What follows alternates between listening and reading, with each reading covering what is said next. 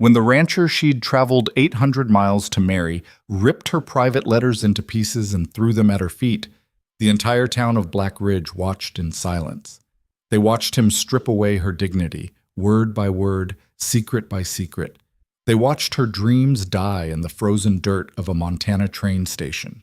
But they also watched something else, the moment a broken widow refused to break again. Stay with me until the end of this story. Hit that like button and comment what city you're watching from so I can see how far this journey travels. The cold hit Evelyn Hale like a fist the moment she stepped off the train. Not the weather, though January in Montana Territory had teeth that bit through 3 layers of wool, but the cold in Thomas Garrett's eyes as he looked her up and down like livestock that hadn't met his standards. She'd imagined this moment differently during the 8-day journey from Philadelphia. In her mind, there had been awkwardness, yes, perhaps even disappointment on both sides. She was 32, not 20, a widow, not a blushing girl, but she'd hoped for basic human decency. A quiet introduction, a chance to begin again in a place where her past didn't follow her like a shadow. Instead, Thomas Garrett stood at the center of a semicircle of men, arms crossed over his chest, his mouth twisted into something that might have been a smile if smiles could draw blood. "Well," he said loud enough for the entire platform to hear, "I ordered a bride, not a used-up widow." The words hung in the frozen air like an executioner's axe. Evelyn's fingers tightened on her carpetbag. She'd been married once, loved once, buried a husband whose kindness had been the only soft thing in a hard world. That made her used up? "Mr. Garrett?" Her voice came out steadier than she felt. "Your letters said—" "I know what my letters said." He pulled a folded paper from his coat pocket. Her letter. The one she'd written 6 weeks ago in the cramped boarding house room she could no longer afford. "Let me read what yours said." "Please don't." He ignored her. "Dear Mr. Garrett, I must be honest about my circumstances." He pitched his voice high and mocking. "My husband died of pneumonia 2 years ago. The doctors say I cannot have children. I have $43 to my name and no family willing to take me in." Each word felt like a stone thrown at her chest. The men around him laughed. Not all of them. Some looked away, uncomfortable. But enough. Enough to make her cheeks burn despite the cold. "I can cook, sew, keep accounts, and work harder than any woman you've met." Thomas snorted. "Work harder. Can't even work up a baby, but she'll work harder." "That's enough." The words came from someone in the crowd, but Thomas rolled right over them. "I'm not asking for love, Mr. Garrett. Only a chance." He looked up from the letter, his smile sharp as a skinning knife. "Well, Mrs. Hale? Or should I still call you that, seeing as your husband's been cold in the ground for 2 years? I'm afraid I can't give you that chance. See, I need a wife who can give me sons. Strong sons to build this territory. Not some barren widow who'll drain my resources and give me nothing in return." He tore the letter in half, then quarters, then confetti. The pieces fell like snow between them, some catching in the wind and scattering across the platform, others landing in the mud and frozen horse manure at her feet. Evelyn didn't move. Couldn't move. Her entire future lay in tatters at her feet, and 30 people watched her dreams die in real time. "There's a train back east tomorrow morning," Thomas said, his voice carrying that false kindness men use when they want credit for small mercies after large cruelties. "I'd suggest you be on it." He turned to walk away. That's when something inside Evelyn snapped. Not broke. She'd already been broken. In the small bedroom where her husband had stopped breathing. In the bank where they'd foreclosed on everything she owned. In the employment office where respectable jobs went to younger women with families to vouch for them. This was different. This was the sound of a woman who'd been bent as far as she would go, deciding that she wouldn't bend anymore. "No." The word came out quiet, but it stopped Thomas mid-stride. He turned back slowly. "Excuse me." "No." Louder this time. "I won't be on that train." "You don't have a choice, sweetheart. I'm not marrying you." "I didn't ask you to marry me just now. I said I won't be on that train." Evelyn set down her carpetbag and knelt in the frozen mud. She began picking up the pieces of her letter, ignoring the filth soaking through her skirt, the stares burning into her back. "I traveled 800 miles to start a new life. I'll start it here or I'll start it somewhere else. But I'm not going back to Philadelphia just because you're cruel enough to enjoy humiliating women in public. I'm cruel? Thomas laughed, but the sound had edges now. I'm saving myself from a bad investment. You're a coward. Evelyn stood, clutching the torn pieces of her letter. Her hands were shaking, but her voice wasn't. A real man would have written to tell me the truth. He wouldn't have let me spend my last dollars on a train ticket just so he could tear me apart for entertainment. Thomas's face went red. You watch your mouth. Or what? You'll humiliate me more than you already have? Something hot and reckless was burning through Evelyn's chest now, burning away the shame and fear and exhaustion. You already did your worst, Mr. Garrett, in front of all these people. So what exactly do I have left to lose by telling you the truth? The platform had gone silent, except for the wind and the hiss of the train's dying steam. The truth, Evelyn continued, her voice carrying in the cold air, is that any woman desperate enough to marry a stranger is still too good for a man who treats human beings like this. The truth is, you're not looking for a wife, you're looking for livestock you can breed. And the truth is, I'm glad I found out what kind of man you are before I made the mistake of trusting you. She turned away from him, clutching her carpet bag and her ruined letter, and faced the crowd. 30 faces stared back at her, some shocked, some pitying, some hungry for more drama, none offering help. Is there a hotel in this town? Her voice cracked slightly, but she pushed through. Somewhere I can stay until I figure out my next step? The silence stretched. Then a man's voice cut through it, low and rough as gravel. Bent Creek Hotel, 2 blocks west. Evelyn couldn't see who'd spoken, too many bodies in the way, but she nodded toward the general direction of the voice. Thank you. She picked up her carpet bag. The handle was cold enough to burn her palm. Everything she owned in the world weighed maybe 30 pounds. Her money, $38 now, after the train ticket, was sewn into the lining of her dress because she'd learned not to trust the world to keep her safe. The walk away from that platform was the longest of her life. Every step she expected someone to stop her, to offer help or hurl more insults. But the crowd just parted silently, their breath pluming white in the frozen air, their eyes following her like she was a funeral procession. She made it half a block before her knees started to shake. 1 block before the tears came. She didn't wipe them away. Her hands were too full, too frozen. But she didn't stop walking either. Couldn't. Because if she stopped, she might not start again. The Bent Creek Hotel appeared through the snow like a mirage. 2 stories of weathered wood with a hand-painted sign that had seen better decades. The windows glowed with lamplight, promising warmth, though Evelyn had learned that promises and reality rarely matched. She pushed through the door. The lobby was small, cramped, and blessedly warm. A pot-bellied stove radiated heat from the corner. Behind a desk that looked like it had been built from spare fence posts, an elderly woman looked up from her knitting. Help you? I need a room. Evelyn's voice sounded strange to her own ears, hollow, distant. Just for tonight. Maybe tomorrow. I'm not sure yet. The woman's eyes traveled over Evelyn's mud-stained skirt, her tear-streaked face, her white-knuckled grip on that carpet bag. You're the mail-order bride. Not a question. I was. Heard what happened at the station. The woman set down her knitting. Whole town's probably heard by now. Thomas Garrett's got a big mouth and a small heart. Evelyn said nothing. There was nothing to say. Room's $1 a night, breakfast included. The woman pulled out a leather-bound ledger. I'm Mrs. Chen. My husband and I run this place. You'll be safe here. We don't allow drinking or fighting under our roof. Thank you. Evelyn fumbled for her money, fingers stiff with cold. You got people back east? Mrs. Chen asked as she counted out the $1. Someone who can send you money for a ticket home? Home. The word felt like a joke. No. No one. Mrs. Chen's expression softened slightly, just a crack, but enough. Well, you're young enough yet, plenty of time to start over. Evelyn almost laughed. She was 32 and felt 100 years old, but she just nodded and took the key Mrs. Chen offered. Room 4, top of the stairs, sheets are clean, water pitcher's full. Breakfast is at 7. The room was exactly what Evelyn expected.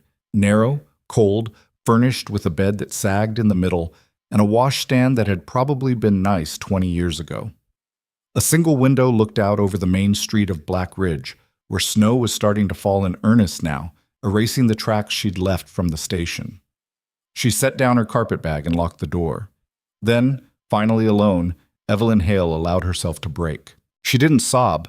She was past that, had cried herself dry in the months after her husband died. But she sank onto the bed and let the shaking take her.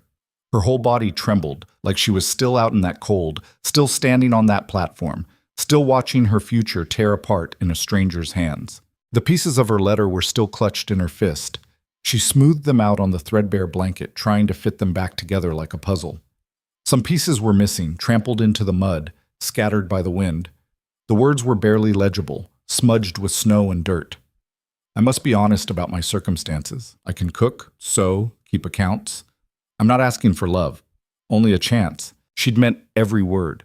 Had written that letter 3 times before she'd gotten it right, choosing each phrase carefully, trying to sound practical and useful without seeming desperate, even though she was drowning in desperation. And Thomas Garrett had turned it into a weapon. Evelyn folded the torn pieces carefully and tucked them into the small Bible she carried. The only thing of value she owned, though its value was sentimental rather than monetary. Her husband had given it to her on their wedding day. She couldn't bring herself to throw away the letter fragments.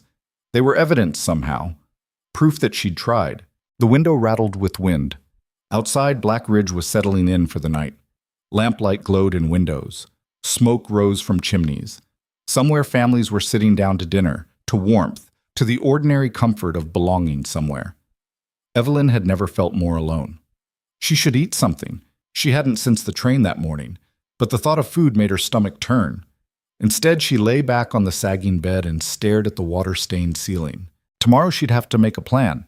Tomorrow she'd have to decide whether to spend her remaining money on a train ticket back to a city that had nothing for her, or gamble it on staying in a town that had already made clear she wasn't welcome.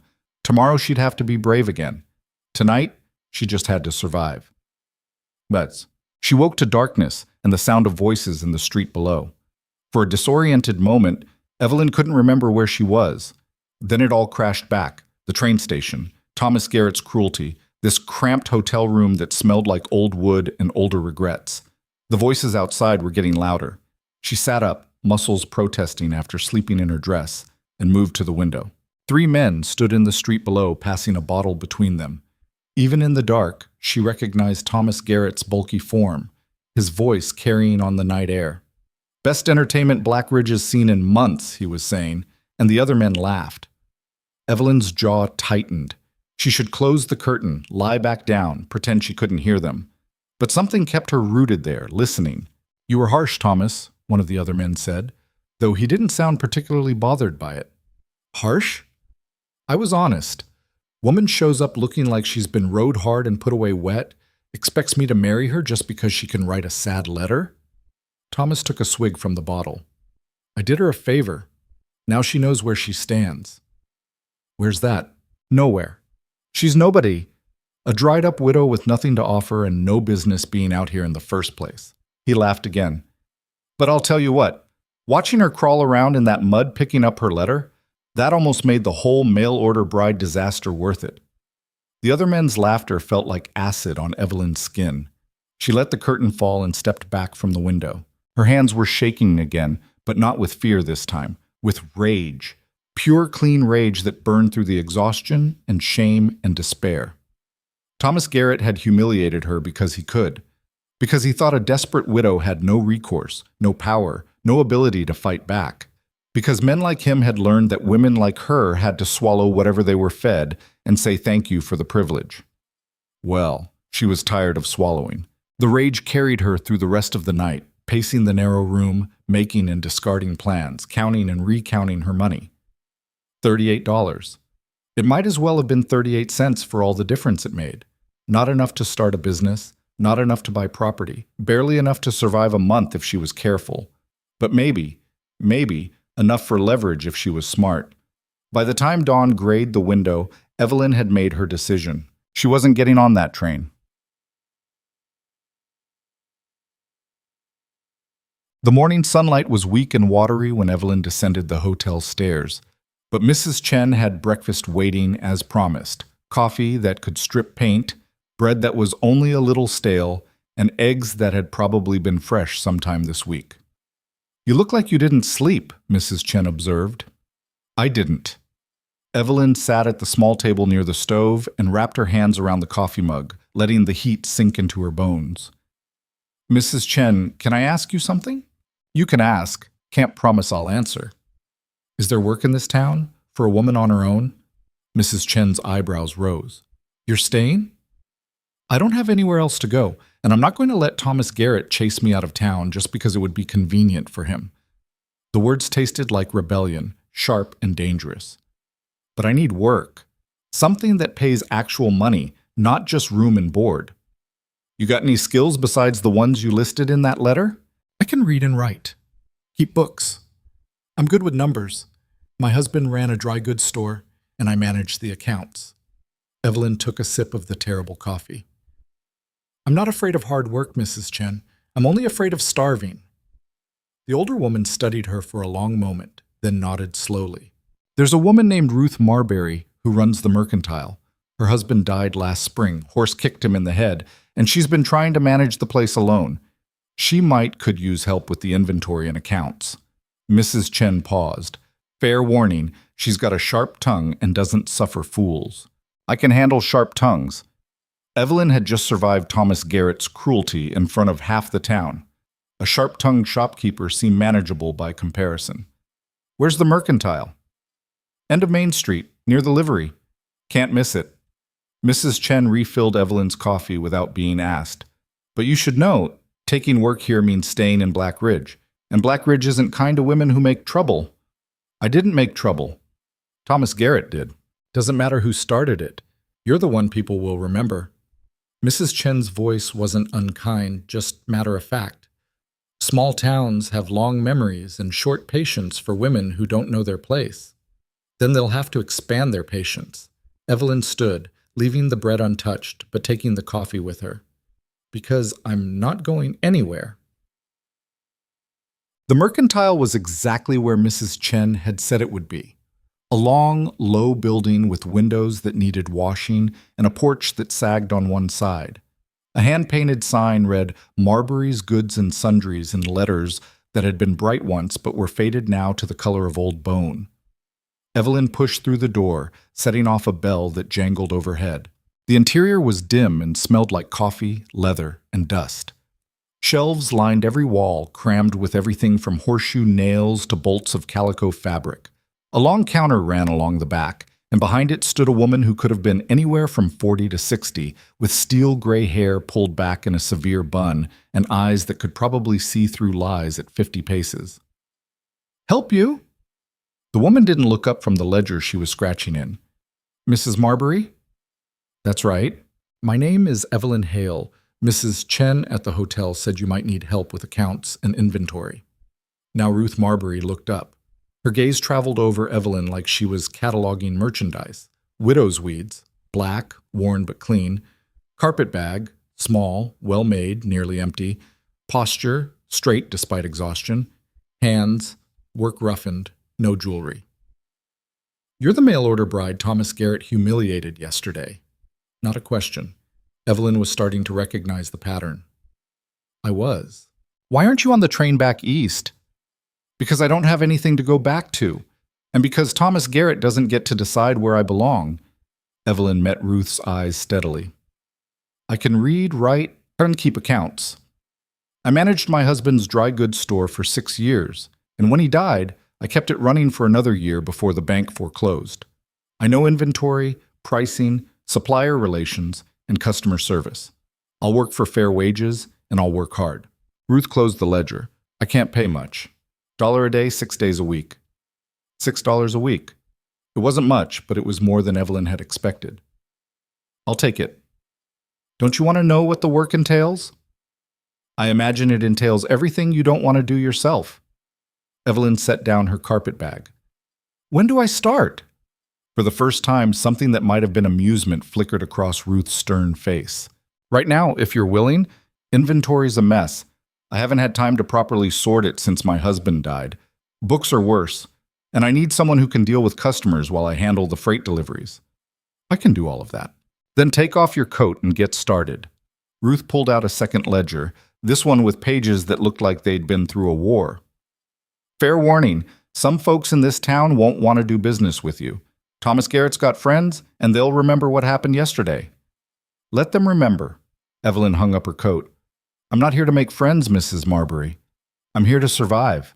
Ruth's expression softened slightly, just enough to show the woman beneath the armor. Call me Ruth. And I think you and I are going to get along just fine, Evelyn Hale. Sab. The work was exactly as brutal as Evelyn expected. The inventory was chaos, items missorted, quantities wrong, pricing scattered across 3 different ledgers in 3 different handwriting styles.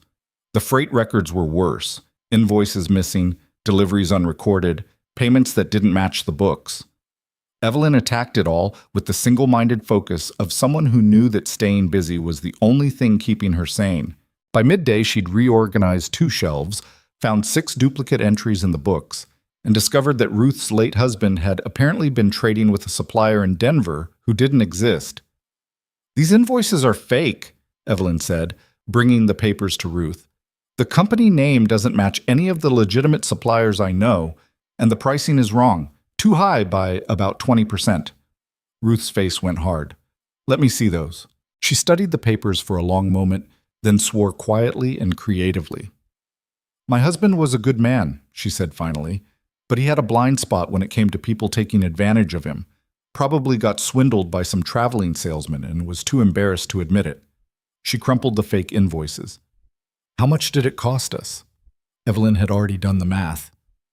Near as I can tell, about $140 over 6 months. Ruth swore again. Well, nothing to be done about it now, but I'll know better going forward, thanks to you. She looked at Evelyn with new respect. You've got a good eye for this kind of thing. I've had practice spotting when people are lying. Evelyn's voice came out harder than she'd intended. It's a useful skill for women on their own. Before Ruth could respond, the door opened, setting off the bell. Evelyn looked up and felt her stomach drop. Thomas Garrett stood in the doorway, snow dusting his shoulders, that familiar, cruel smile on his face. Well, well, he said, his voice carrying through the store. If it isn't the widow who doesn't know when to leave. Ruth stepped out from behind the counter, her expression glacial. You need something, Thomas, or are you just here to waste my time? Actually, I need supplies. Figured I'd do my shopping here, same as always. He looked at Evelyn, his eyes glittering with malice. Unless you're going to refuse my business just because you hired a charity case. I don't work for charity, Evelyn said before Ruth could answer. Her voice was steady, even though her hands wanted to shake. I work because Mrs. Marbury hired me for my skills, which is more than you were willing to do. Thomas's smile sharpened. Skills. Right. What skills does a barren widow bring to... Finish that sentence, Ruth interrupted, and you can take your business to Benson's Mercantile in Pine Hollow. It's only 20 miles. Thomas's mouth clicked shut. He looked between Ruth and Evelyn, clearly recalculating. No need for hostility, he said, his tone shifting to false reasonableness. I'm just here to buy supplies. Then buy them and get out. Ruth crossed her arms. Evelyn, help Mr. Garrett find what he needs. Efficiently. It was a test, Evelyn realized. Ruth was watching to see if she'd crack under pressure, if yesterday's humiliation had broken something fundamental inside her. Well, Evelyn picked up the ledger and a pencil. What do you need, Mr. Garrett? For just a moment, surprise flickered across Thomas's face. Then he rattled off a list. Horseshoe nails, lamp oil, tobacco, flour, coffee. Evelyn wrote it all down, totaled the cost, and quoted him a price without meeting his eyes. That's $2 more than usual, Thomas said. Prices went up. Evelyn's voice was flat, professional. Supply chain issues from Denver. Everything's more expensive this quarter. It was true. She'd seen the freight invoices that morning, but she also knew Thomas couldn't argue without admitting he paid attention to women's work. He slapped the money on the counter. Fine. Evelyn gathered his supplies efficiently, wrapped them in brown paper, and handed them across without a word. Thomas lingered, clearly wanting to say something cutting, something that would reestablish his dominance. But Ruth was watching, and 6 other customers had drifted in during the exchange, and there was something in Evelyn's steady, cold silence that seemed to unnerve him. Finally, he took his supplies and left. The bell jangled behind him. Evelyn's hands were shaking now, adrenaline draining out all at once. She set down the ledger before she dropped it. Ruth appeared at her elbow with a tin cup of water. "Drink." Evelyn drank. "You handled that well," Ruth said quietly. "Better than I expected." "I didn't have a choice." "There's always a choice. You could have cried, could have run, could have let him make you feel small again." Ruth's voice was matter-of-fact. "You didn't. That takes spine." Evelyn wanted to say she was just pretending to have spine, that inside she was still that woman on the platform watching her future tear apart. But the words stuck in her throat. "He'll be back," she said instead. "Probably." Ruth returned to the counter. "And you'll handle him again. Each time gets a little easier." Evelyn wasn't sure she believed that, but she went back to work anyway, because work was all she had. By the time Ruth closed the store at sunset, Evelyn had reorganized 6 shelves, corrected 2 months of inventory records, and waited on 14 customers. 3 of them had stared at her like she was a curiosity. 2 had been coldly polite. 1, an older woman with kind eyes, had quietly told her she'd been brave yesterday. Ruth counted out Evelyn's wages, $1 in coins that clinked into her palm like small promises. "Same time tomorrow," Ruth said. "And Evelyn, you did good work today. Real good." The compliment hit harder than Evelyn expected. She'd been so focused on surviving that she'd forgotten what it felt like to be valued. "Thank you," she managed. The walk back to the hotel felt different than last night's stumbling journey. The street was the same, the cold was the same, but something inside Evelyn had shifted. She had work now, a place to be, a reason to wake up tomorrow. It wasn't much, but it was hers. Mrs. Chen was waiting in the lobby when Evelyn returned, knitting needles clicking in the lamplight. "How'd it go?" "I'm still employed." "Good." Mrs. Chen didn't look up from her knitting. "Ruth Marbury's tough but fair. You'll learn a lot from her." Evelyn climbed the stairs to her room, every muscle aching. She lit the lamp and counted her money again. $39 now, 38 from before, plus today's wages, minus another $1 for the room. 1 day at a time, she told herself. $1 at a time. She was washing her face in the cold water from the pitcher when she heard it. Hoofbeats in the street below, moving fast. Then voices, raised, urgent. Evelyn moved to the window. A man on horseback was pulling up in front of the hotel. His breath and the horse's breath both pluming white in the frozen air. Even in the dim light, Evelyn could see he was different from the men she'd seen so far in Black Ridge. Taller, broader through the shoulders, with a way of moving that suggested he was comfortable with violence and not particularly afraid of it. He dismounted in one smooth motion and tied his horse to the rail. Evelyn watched him disappear into the hotel below. A moment later, she heard his voice through the thin floor. Low, rough, asking Mrs. Chen something she couldn't quite make out. Then bootfalls on the stairs. They stopped outside her door. Evelyn's heart kicked against her ribs. She looked around the room for something, anything, she could use as a weapon. The water pitcher was heavy enough to... A knock, 2 sharp raps. "Mrs. Hale?" The voice was the same one she'd heard downstairs, gravel and whiskey and winter wind. "My name's Colt Brennan. I need to talk to you."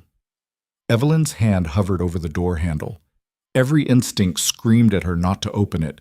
Strange man, dark night. She was alone and vulnerable, and "I'm not here to hurt you," the voice said, like he could read her thoughts through the door. "Mrs. Chen downstairs will confirm I'm not that kind of man. I just need 5 minutes of your time." "Why?" A pause. "Because I've got a proposition that might solve both our problems." Evelyn's fingers tightened on the handle. A proposition, just like Thomas Garrett had proposed, through letters and lies, to bring her here in the first place. "I'm not interested in propositions from strangers," she said through the door. "Fair enough, but hear me out anyway." The voice didn't push, didn't demand, it just waited. "I'll stand right here in the hallway where Mrs. Chen can see me. You don't even have to open the door all the way. Just listen." Against her better judgment, against everything Philadelphia and widowhood and yesterday had taught her, Evelyn opened the door a crack. The man on the other side was exactly what she'd expected, and nothing like it at the same time. Tall? Yes. Broad? Yes. But there was something in his eyes that wasn't cruelty or hunger or the cold assessment she'd seen in Thomas Garrett's gaze. This was something else, something tired and honest and maybe a little bit broken. "I heard what happened at the train station," Colt Brennan said without preamble. "Heard Thomas Garrett tore you apart for sport. And you're here to offer sympathy?" Evelyn's voice came out harder than she intended. "I don't need it." "No, I'm here to offer you something better." His eyes met hers, steady and unflinching. "A marriage. A real one. Partnership, not ownership. Half my ranch, half my property, your name on the deed beside mine."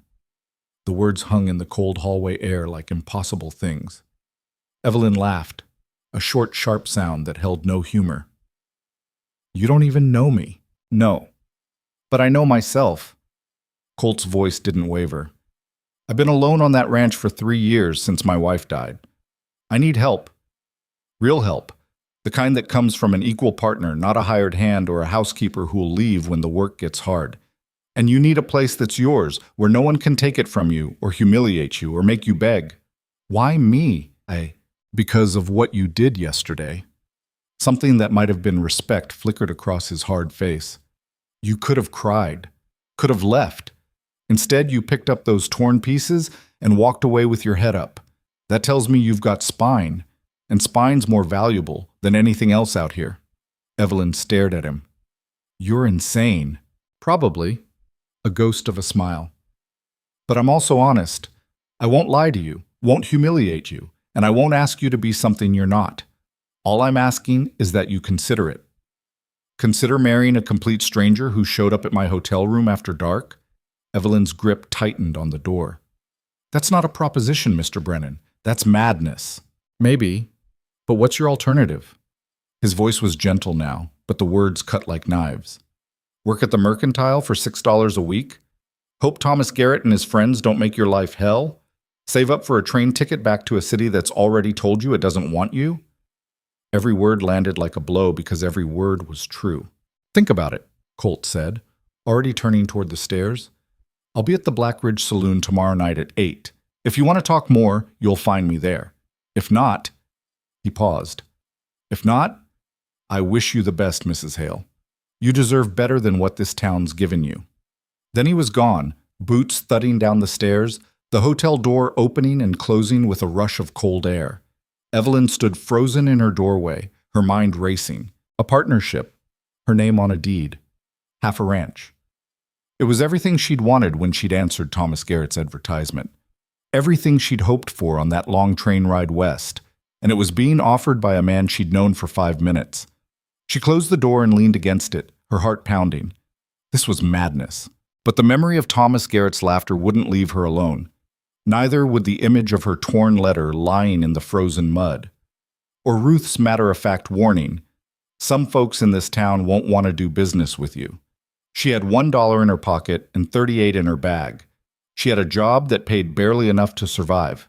She had a rented room in a town that had already made clear she existed on sufferance. And she had an offer from a stranger who'd seen her at her lowest and decided she was worth something anyway.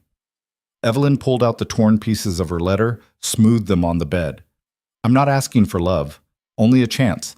Maybe Colt Brennan was offering exactly that.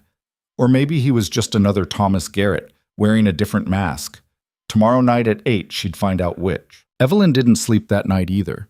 She lay in the sagging bed watching shadows move across the ceiling, turning Colt Brennan's words over in her mind like stones she couldn't quite identify as precious or worthless. Partnership, not ownership. Your name on the deed beside mine. It sounded too good to be true, which in Evelyn's experience meant it probably was. Men didn't give women half of anything, especially not land. Land was power out here, the only thing that mattered when winter came and the world turned hostile. And power was something men guarded like dragons hoarding gold. So what did Colt Brennan really want? The question chased her through the dark hours until dawn finally grayed the window. She rose, washed in cold water that made her gasp, and dressed in the same black wool she'd worn yesterday. She owned 3 dresses total, all of them black, all of them marking her as a widow, a woman defined by what she'd lost rather than what she might still become. Mrs. Chen had breakfast waiting again. The same paint-stripping coffee, the same questionable eggs. "You had a visitor last night," the older woman said without preamble. "I did." "Colt Brennan's a good man." Mrs. Chen refilled Evelyn's cup. "Hard, but good. Lost his wife to fever 3 years back. Hasn't been the same since." Evelyn wrapped her hands around the mug.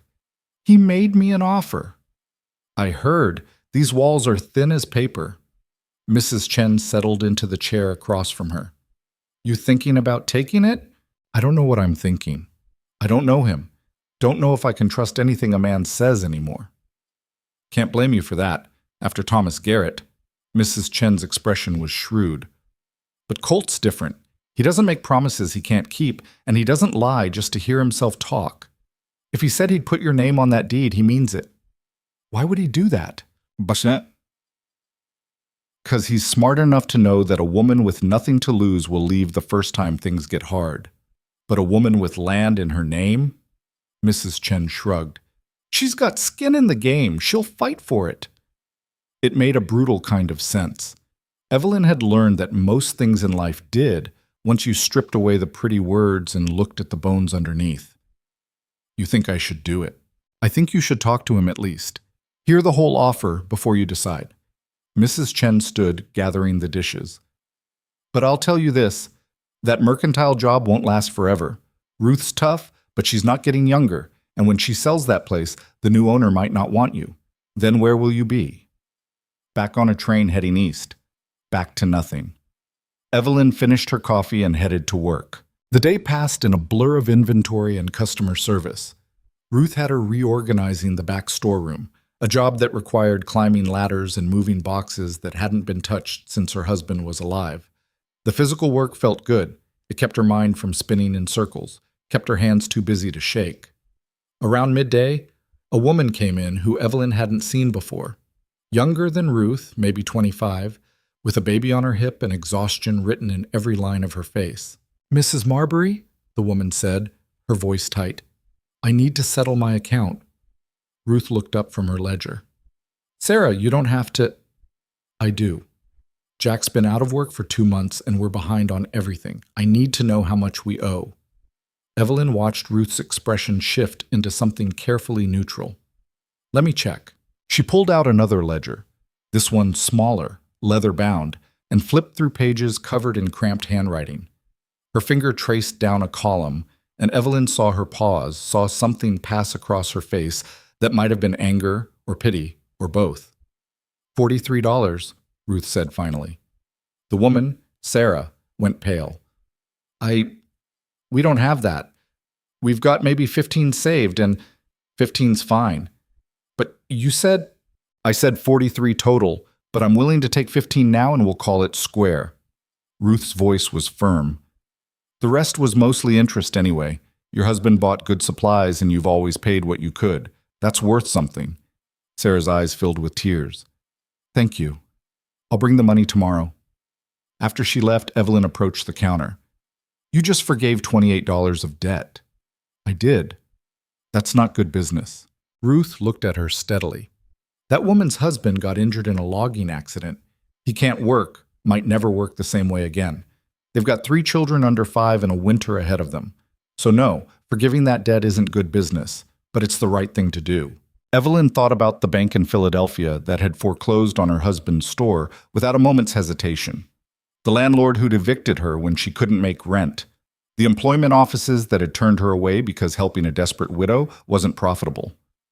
Most people don't care about right, she said quietly. They only care about money. Most people are fools. Ruth closed the ledger. Money's just paper, Evelyn. People are what matter. And if I can keep that family from starving by forgiving some debt, then that's what I'm going to do. Maybe they'll remember it. Maybe someday when I need help, they'll be there. It was a different kind of calculation than Evelyn was used to. Not ruthless, not cold, but not soft either. Practical kindness measured against future need. She wondered if that's what Colt Brennan's offer was. Practical kindness that served his interests and hers at the same time. The afternoon wore on. Evelyn reorganized, Ruth managed freight deliveries, and the store bell jangled as customers came and went. Some stared at Evelyn, some ignored her. One older man nodded politely and told her she'd done a good job finding the exact nails he needed. It was almost normal, almost like she belonged here. Then Thomas Garrett walked in. He wasn't alone this time. Two men flanked him, one tall and thin like a scarecrow, the other built like a bull with eyes just as mean. "Ruth," Thomas said, his voice carrying false friendliness, "need to talk to you about something." Ruth didn't look up from her ledger. "I'm busy." "This won't take long." Thomas moved to the counter, his companion spreading out to block the door. "It's about your new employee." Now Ruth looked up, and her expression could have frozen fire. "What about her?" "I've been hearing complaints. Folks aren't comfortable doing business here with her around. She's a distraction. Makes people uneasy." "That's interesting," Ruth said coldly, "because I've been keeping track of my sales, and they're up 15% since Evelyn started working here. Seems like people are plenty comfortable."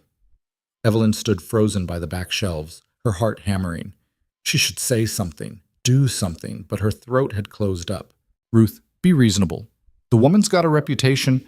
"The woman's got a name," Ruth interrupted, "and the only reputation she's got is the one you gave her when you humiliated her in front of half the town. So if people are uncomfortable, maybe they should be uncomfortable with you." The thin man stepped forward. "Now wait just a minute." "I don't have a minute to wait. I've got a business to run." Ruth's voice could have cut glass. "And unless you three are here to buy something, I'd appreciate it if you left." Thomas's expression hardened. "You're making a mistake, Ruth. People remember who their friends are, and who stands against them." "Is that a threat?" "It's advice. From someone who's been in this town a lot longer than some desperate widow who doesn't know her place." The words hit Evelyn like a physical blow. She gripped the shelf behind her, fingernails digging into wood.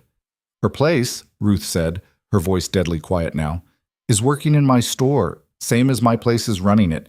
And if you have a problem with that, Thomas Garrett, you can take it up with the town council, but you can't take it up here. So get out." For a moment, Evelyn thought Thomas would push it. His face had gone red, his hands curling into fists. The bull-like man beside him looked eager for violence, muscles tensing under his coat. Then the door opened. Colt Brennan stepped inside. He didn't say anything at first, just let the door close behind him and stood there taking up space. He was taller than Evelyn remembered, broader, with a way of standing that suggested he'd welcome a fight and probably win it. "Gentlemen," he said mildly, "you're blocking the door." Thomas turned, recognition flickering across his face. "Brennan, this doesn't concern you." "Maybe not, but I need to buy supplies and you're in my way." "Then wait your turn." "I'd rather not."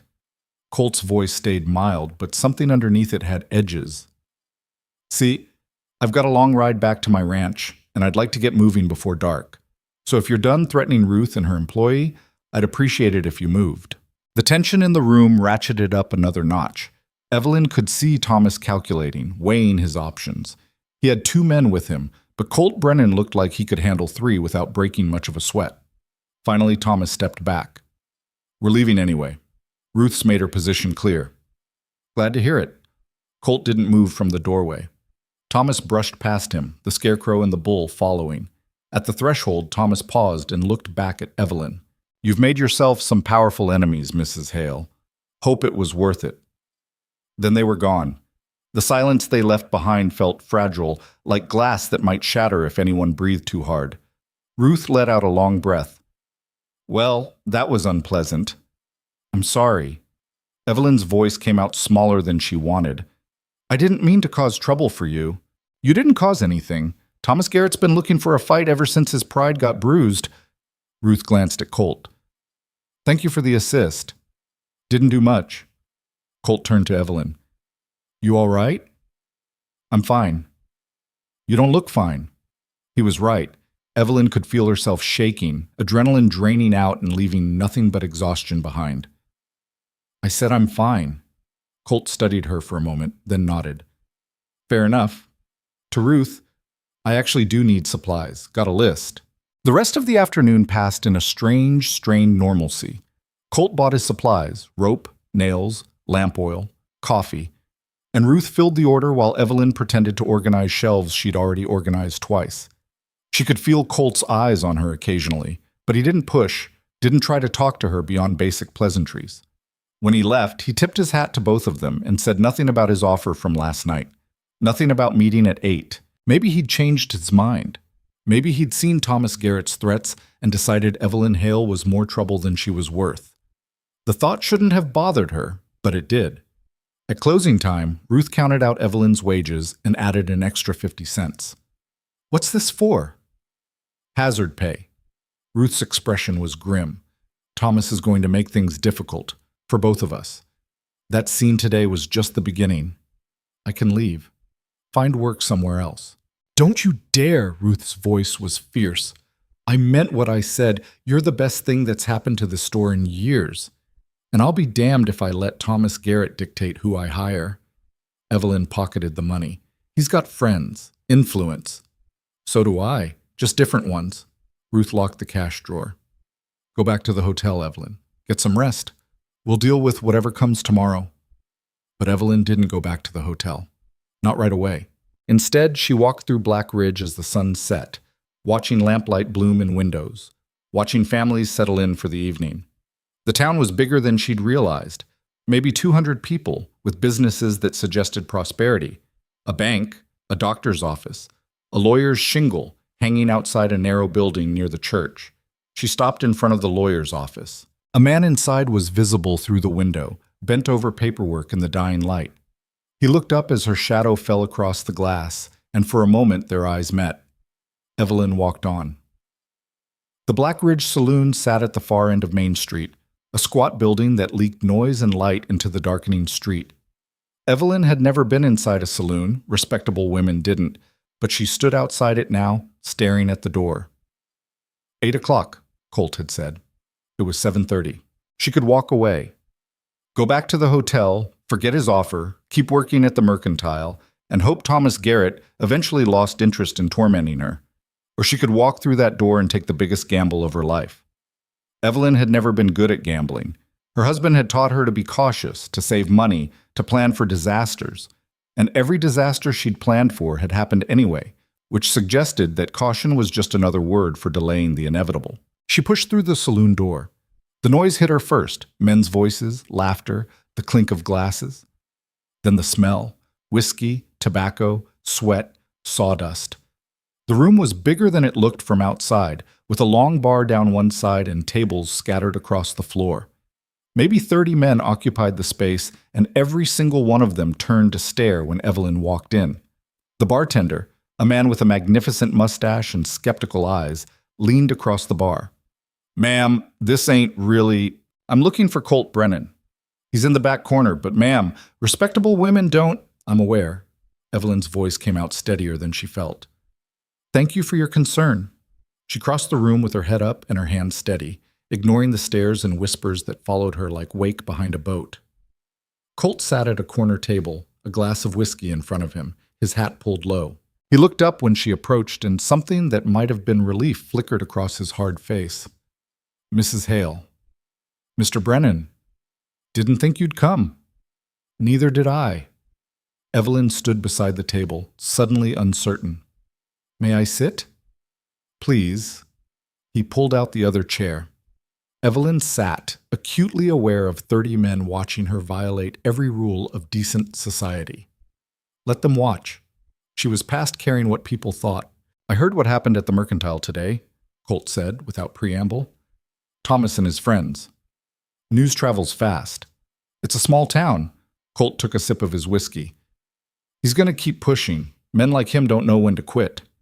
"I know." "So," Colt set down his glass, "you here to ask questions about my offer or to tell me no?" Evelyn met his eyes. They were gray, she noticed, the color of winter skies before snow. "I'm here to ask questions." "Ask? Why me?" "Real reason, not the speech about spine and strength. Why offer half your ranch to a stranger?" Colt considered this for a long moment. When he spoke, his voice was careful, like he was picking his way across ice. "My wife died 3 years ago. Fever took her in less than a week, and I couldn't do a damn thing to stop it. After she was gone, I kept running the ranch because that's what you do. You keep going. But I was running it alone, and a ranch that size needs 2 people minimum.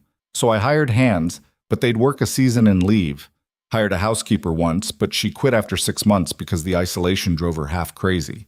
He paused, turning the glass between his hands. Then I heard about what Thomas did to you at that train station. Heard how you picked up those torn pieces and walked away instead of breaking down.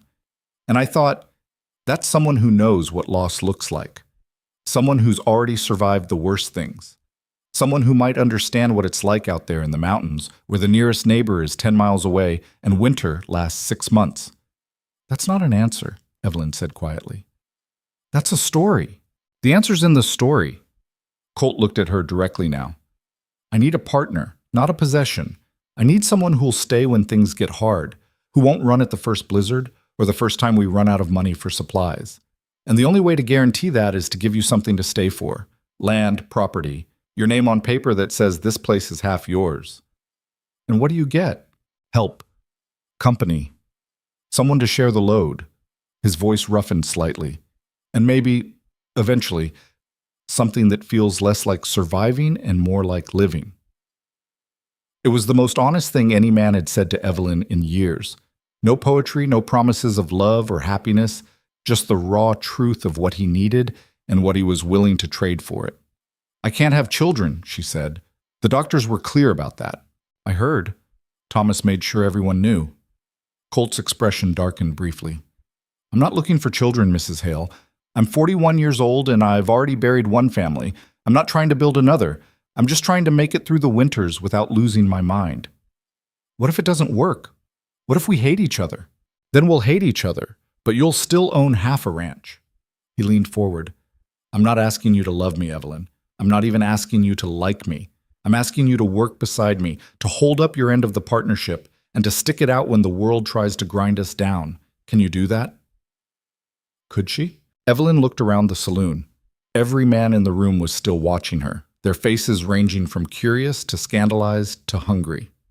Tomorrow they'd talk about seeing her here, about what it meant, about what kind of woman walked into a saloon alone. They'd already decided what kind of woman she was the moment Thomas Garrett ripped apart her letter.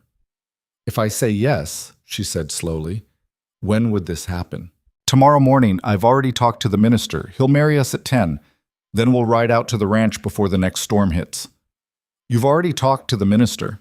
Evelyn couldn't decide if that was presumptuous or practical. You were that sure I'd say yes? No, but I'm a man who plans ahead. Colt's expression was unreadable. If you'd said no, I'd have thanked you for your time and ridden back alone. No harm done. And my name would really be on the deed? We'll go to the lawyer's office before we see the minister. I'll have the papers drawn up and you'll watch me sign them.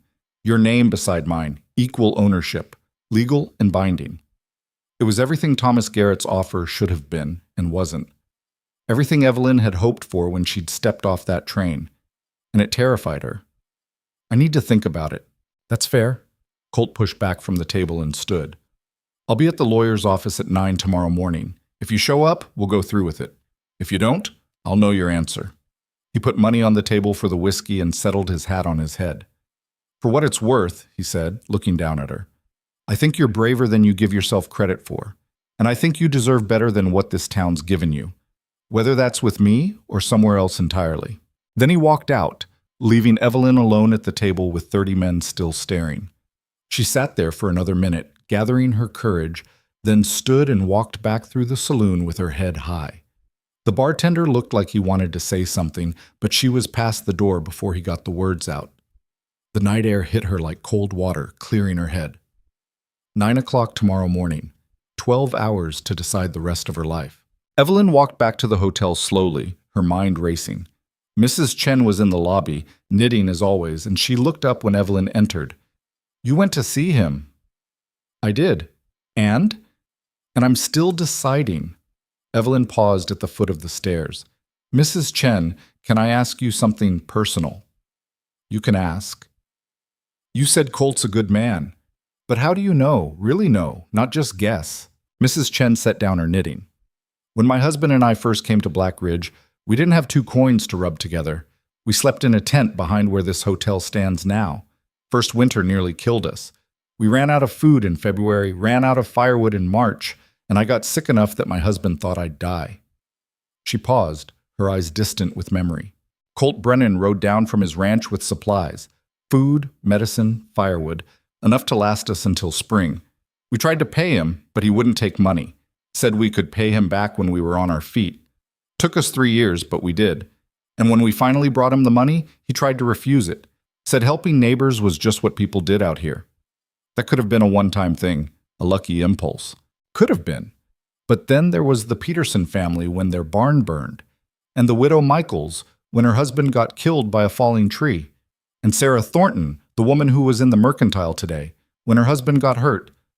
Colt helped them all. Mrs. Chen picked up her knitting again.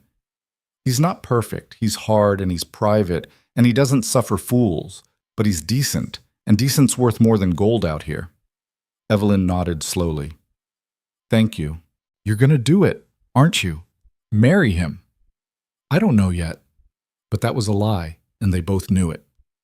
Evelyn climbed the stairs to her room and lit the lamp. She pulled out the torn pieces of her letter to Thomas Garrett and smoothed them on the bed one more time. I'm not asking for love, only a chance. Colt Brennan was offering exactly that. A chance. Maybe the last one she'd get. She thought about Ruth's words from earlier.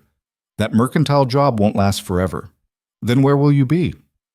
She thought about Thomas Garrett's threats, the way he'd looked at her like she was an insect he wanted to crush. She thought about Philadelphia, about the boarding house room she could no longer afford, about the employment offices that had turned her away over and over. And she thought about Colt Brennan's gray eyes, the careful way he'd spoken, the offer he'd made without demanding anything she wasn't willing to give. It wasn't perfect. It wasn't safe. But nothing in Evelyn's life had ever been safe, and waiting for perfect had only left her alone and desperate. She put the letter pieces back in her Bible and lay down on the sagging bed. Tomorrow morning at 9, she'd give Colt Brennan her answer. She already knew what it would be. The question was whether she'd have the courage to say it out loud. Dawn came cold and pale, turning the world outside her window into shades of gray and white. Evelyn washed in water that had frozen overnight in the pitcher, dressed in her best black wool, which wasn't saying much, and braided her hair with fingers that wouldn't quite stay steady. Mrs. Chen had breakfast waiting, but Evelyn couldn't eat. The coffee helped, though. It burned going down and settled her nerves a fraction. You're doing it, Mrs. Chen said. Not a question. I'm doing it. Good. The older woman pushed a small wrapped package across the table. Something for you. Brought it from my room this morning. Evelyn unwrapped it carefully. Inside was a necklace, simple, silver, with a small pendant shaped like a mountain. Belonged to my mother, Mrs. Chen said gruffly. She wore it when she married my father. Thought you might want something that's not entirely black for your wedding. Evelyn's throat closed up. I can't take this. Yes, you can. And you will, because I'm giving it to you. Mrs. Chen's voice was firm. You're going to need all the good luck you can get, and maybe some of my mother's courage will rub off. Thank you. The words felt inadequate, but Evelyn fastened the necklace around her throat anyway. The pendant sat just above her collarbone, cold and solid and real. At 8:30, she gathered her carpet bag, everything she owned, and walked out of the Bent Creek Hotel for the last time. The lawyer's office was already open when she arrived. Through the window, she could see Colt Brennan standing inside, talking to a thin man with spectacles and ink-stained fingers. Evelyn took a breath and pushed through the door. Both men turned. Mrs. Hale, the lawyer said, adjusting his spectacles. Mr. Brennan said you might be coming. I'm Edward Finch. Pleased to meet you.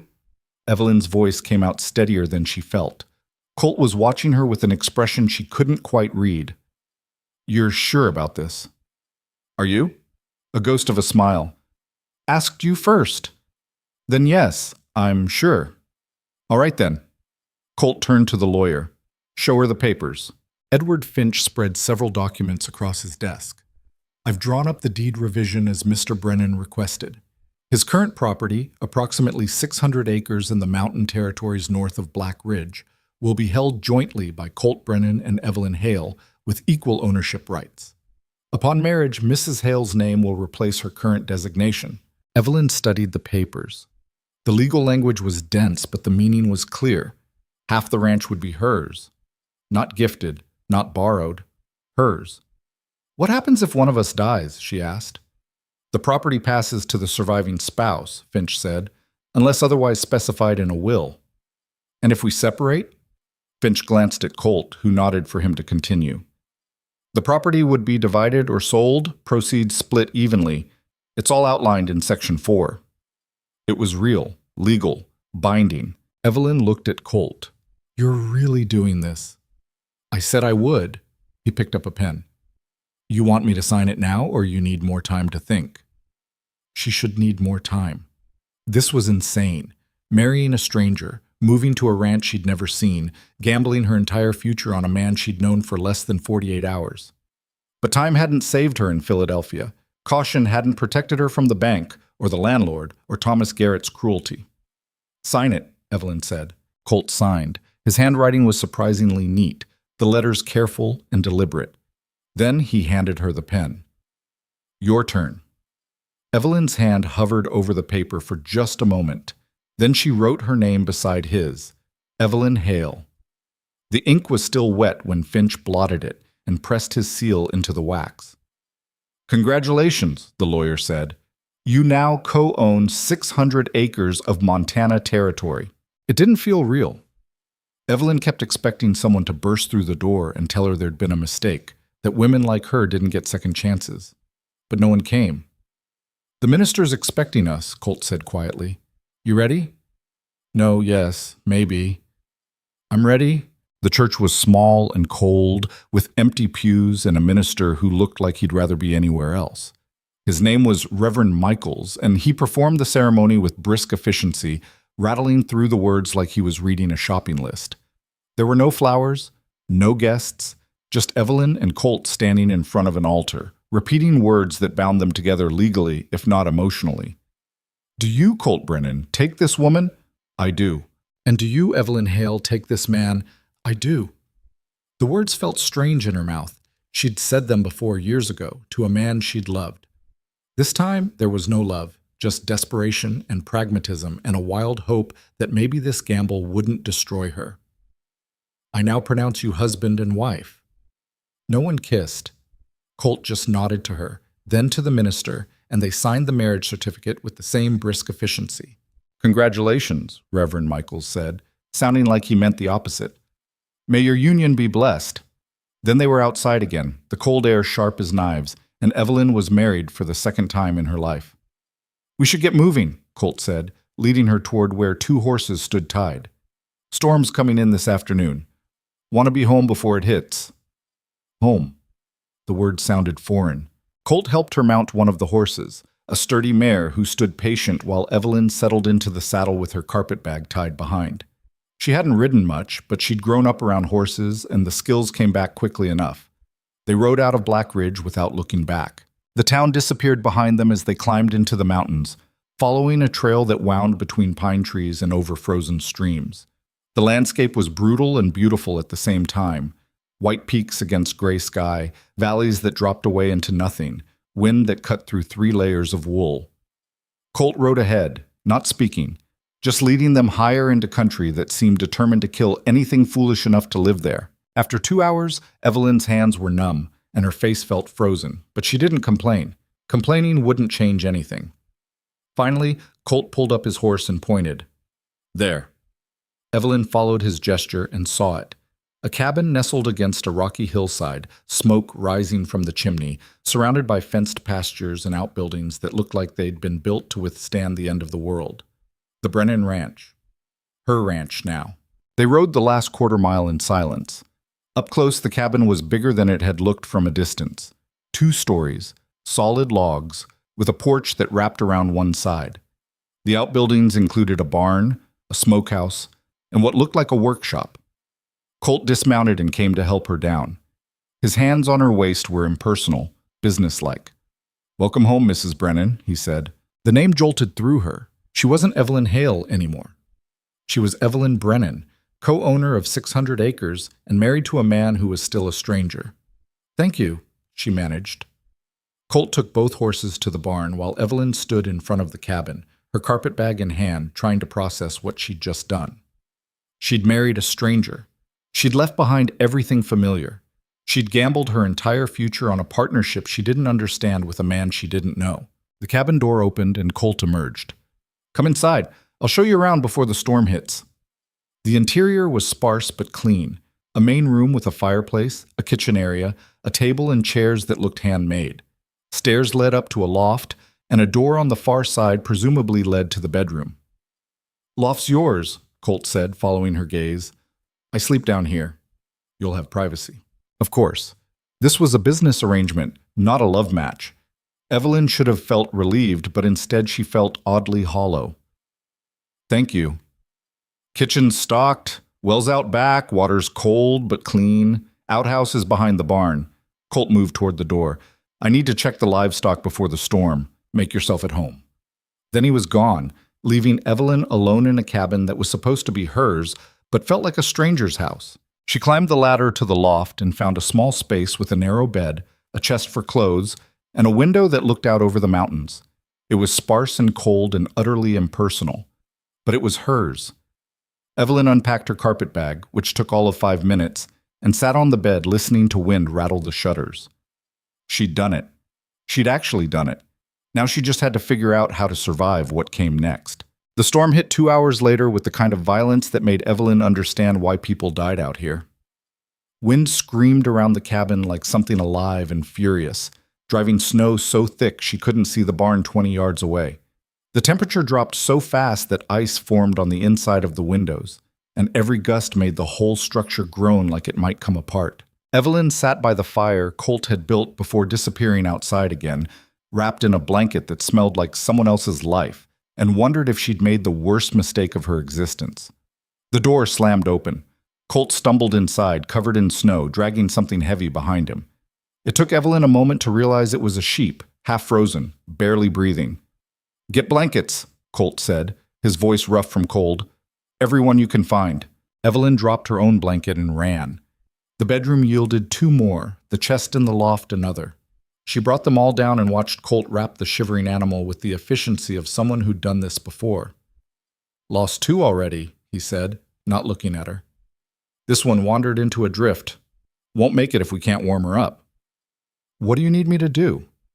"Heat water. Not boiling, just warm. We'll get fluids in her if she'll take them." Evelyn moved to the stove, filling the kettle from the water bucket Colt had brought in earlier. Her hands were shaking, from cold or fear, or the surreal reality of trying to save a sheep while a blizzard tried to kill them all. Colt worked over the animal with steady hands, rubbing circulation back into legs, checking airways, murmuring things Evelyn couldn't quite hear. When the water was ready, he soaked a cloth and dripped it into the sheep's mouth, patient and methodical. "Will she live?" Evelyn asked. "Maybe. Depends how much damage the cold did." He glanced up at her for the first time since coming inside. "You should eat something. There's stew in the pot, bread in the box. Going to be a long night." "What about you?" "I'll eat when I'm done here." Evelyn ladled stew into 2 bowls anyway, and brought one to where Colt sat on the floor with the sheep. He took it without comment and ate mechanically, his attention never leaving the struggling animal. They worked in silence for hours. Evelyn kept the fire fed, heated more water when Colt needed it, and tried not to think about how the cabin felt smaller with each passing hour. Outside, the storm raged like it had personal grievances against anyone foolish enough to live in these mountains. Around midnight, the sheep's breathing steadied. The shivering stopped. Colt checked her pulse points and nodded once. "She'll make it." "That's good." "Yeah." He stood slowly, joints cracking. "I'll put her in the barn come morning. For now, she stays here where it's warm." He moved to the kitchen, washed his hands in the basin, and poured coffee that had been sitting on the stove for hours. It looked like tar and probably tasted worse. Evelyn watched him from across the room, this stranger she'd married. In the lamplight, she could see details she'd missed before. The scar along his jaw, the way his shoulders hunched slightly like he carried weight he couldn't put down, the exhaustion written in every line of his face. "You should sleep," she said. "Should. Won't." Colt leaned against the counter, cradling the coffee. "Storm like this, you stay awake. Never know what might go wrong." "Then I'll stay awake with you." He looked at her for a long moment. "You don't have to do that." "I know, but this is half my ranch now. That makes those sheep half my responsibility." Something that might have been respect flickered across his face. "All right then, pull up a chair." So Evelyn did, and they sat together through the darkest hours while the blizzard tried to tear the world apart outside. At some point, Colt started talking. Not about anything important, just observations about the ranch, the livestock, the rhythms of mountain life, which pastures flooded in spring, where the best timber grew, how to read weather in the color of morning sky. Evelyn listened and filed it all away. This was her education now, the knowledge she'd need to survive. Your turn, Colt said eventually. Tell me something about Evelyn Hale that I don't know. Brennan? Evelyn corrected quietly. Evelyn Brennan now. His expression shifted slightly. Right, Evelyn Brennan. She thought about what to tell him, the sanitized version people expected, or the truth that still hurt to speak out loud. My husband was a good man, she said finally. Quiet, kind, patient with my sharp edges. He believed in doing right even when it cost him. That's why the store failed. He'd extend credit to families who couldn't pay, forgive debts when people fell on hard times. The bank didn't care about his kindness when they foreclosed. Colt nodded slowly. Sounds like he would have gotten along with Ruth Marbury. They would have. Evelyn wrapped her hands around her own coffee cup. After he died, I tried to keep the store running, worked 16-hour days, cut every corner I could find. But I was a widow, and the suppliers didn't trust women to pay their invoices. The customers who owed us money suddenly couldn't remember their debts. Within a year, I lost everything. That when you answered Thomas Garrett's advertisement, 6 months later, after the boarding house, after the employment offices, after every door in Philadelphia closed in my face, the words tasted bitter. I was down to $43 and no prospects. So yes, I answered an advertisement from a stranger promising a new life. Seemed safer than starving. And instead you got humiliated in front of half a town. Yes, Colt was quiet for a moment. For what it's worth, Thomas Garrett's a fool. Any man who'd treat you that way doesn't deserve the mud on his boots. It wasn't poetry, but the rough honesty in his voice was worth more than pretty words. Thank you, Evelyn said. They fell back into silence, but it felt different now. Less like two strangers enduring proximity, more like two people learning the shape of a partnership neither quite understood yet. Dawn came eventually, turning the world outside from black to gray to blinding white. The storm had passed, leaving behind snowdrifts that reached the windows and a silence so complete it felt unnatural. Colt stood and stretched, bones popping. I need to dig out the barn, check on the other animals. You can sleep if you want. I'll help. Evelyn, I said I'll help. You can't do everything alone. That's why you married me, isn't it? For help. He studied her, then nodded once. All right, but you'll need warmer clothes than that. I've got some of Sarah's, my first wife's, things still packed away. Should fit you well enough. The mention of his dead wife hung in the air like frost. Evelyn didn't know what to say to that, so she just followed him to the bedroom and accepted the bundle of clothes he pulled from a trunk. Wool pants, a heavy coat lined with sheepskin, boots that were only slightly too big. They fit like wearing a ghost skin, but they were warm. Outside, the world had been remade. Snow covered everything in sculpted drifts, beautiful and deadly. The barn was half buried, the fences invisible, the pastures transformed into an alien landscape. Colt handed her a shovel. We dig a path to the barn first, then we'll assess the damage. They dug for 2 hours straight. Evelyn's shoulders screamed, her hands blistered inside her gloves, and her lungs burned from breathing frozen air. But she kept digging because Colt kept digging, and stopping meant admitting she couldn't handle the life she'd signed up for. When they finally reached the barn door, Colt paused and looked at her. You all right? Fine. You're bleeding through your gloves. Evelyn glanced down. Blood had soaked through the wool where blisters had broken. I said I'm fine. Colt's jaw tightened, but he didn't argue. He just pushed open the barn door and went inside. The livestock had survived, mostly. 3 sheep dead from the cold, 1 cow with frostbite on her teats that would need treatment. The rest huddled together for warmth, bleating and lowing complaints about the weather and their accommodations. Could have been worse, Colt said, checking the cow's injuries. We'll need to bring her into the cabin, keep her warm while she heals. Another house guest? A ghost of a smile. Mountain life, you get used to it. They spent the rest of the morning tending animals, hauling water that had frozen solid, breaking ice in troughs. Evelyn worked until her hands stopped hurting because they'd gone completely numb, until exhaustion made her movements automatic. When they finally stumbled back inside around noon, the cabin felt like a blessed sanctuary. Colt built up the fire while Evelyn collapsed into a chair, too tired to even take off her coat. "Let me see your hands," Colt said. "They're fine." "Evelyn." She held them out. He peeled off the gloves carefully, exposing palms that were raw meat. Blisters on top of blisters, some broken and bleeding, others just waiting to burst. Colt swore quietly. "Why didn't you say something? Would it have changed anything? The work still needed doing." He disappeared into the bedroom and returned with a tin of salve and clean bandages. "This is going to hurt." "I know." He was right. The salve burned like fire, and Evelyn had to bite her lip to keep from crying out. But Colt's hands were gentle as he wrapped the bandages, his touch impersonal but careful. "You don't have to prove anything," he said quietly. "Not to me." "Yes, I do." Evelyn met his eyes. "You took a chance on me. I need to prove I can pull my weight, that I won't break the first time things get hard. Things are always hard out here. If you try to match me hour for hour, you'll kill yourself before spring. Then I'll learn faster." Colt finished bandaging her hands and sat back. "You're stubborn. You say that like it's a bad thing. Out here?" He almost smiled. "It's the only thing that matters." The days that followed settled into a brutal rhythm. Up before dawn to feed livestock, break ice, haul water, repair fence lines buried under snow, hunt for deadfall to keep the woodpile stocked, cook meals that were heavy on calories and short on flavor, collapse into bed too exhausted to think, then wake and do it all again. Evelyn's hands healed slowly, forming calluses on top of scars.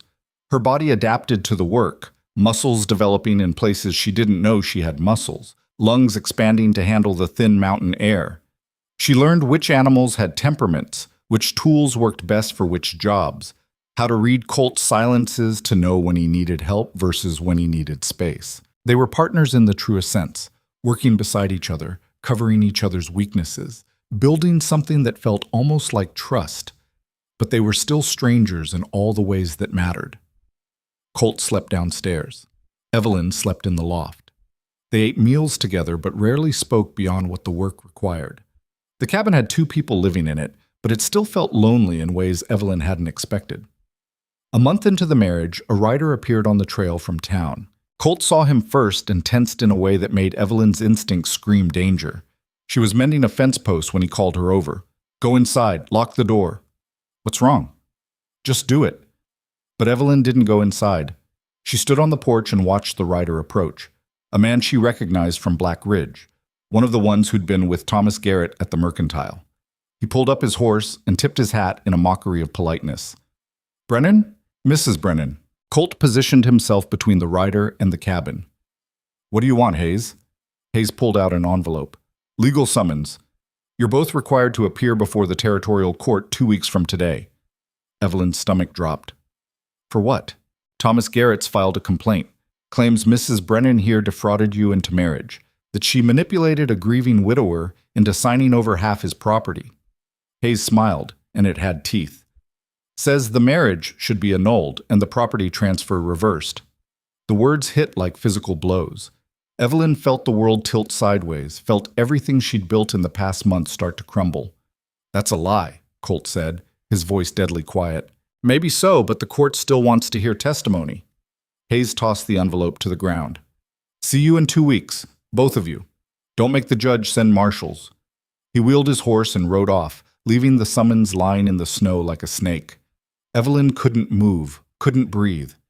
This was Philadelphia all over again. The bank, the foreclosure, everything she owned being ripped away because she was a woman and women weren't allowed to keep anything. Colt picked up the envelope and opened it. His face went hard as stone as he read. "It's real," he said finally. "We have to appear." "He's going to take it all away." Evelyn's voice came out strangled. "The ranch, the property, everything. They'll say I tricked you, that I don't deserve it." "Evelyn, and you'll have to choose between me and your land, and I know what you'll choose because land is all that matters out here." But somebody... "Evelyn, Colt grabbed her shoulders, forcing her to look at him. Stop, just stop.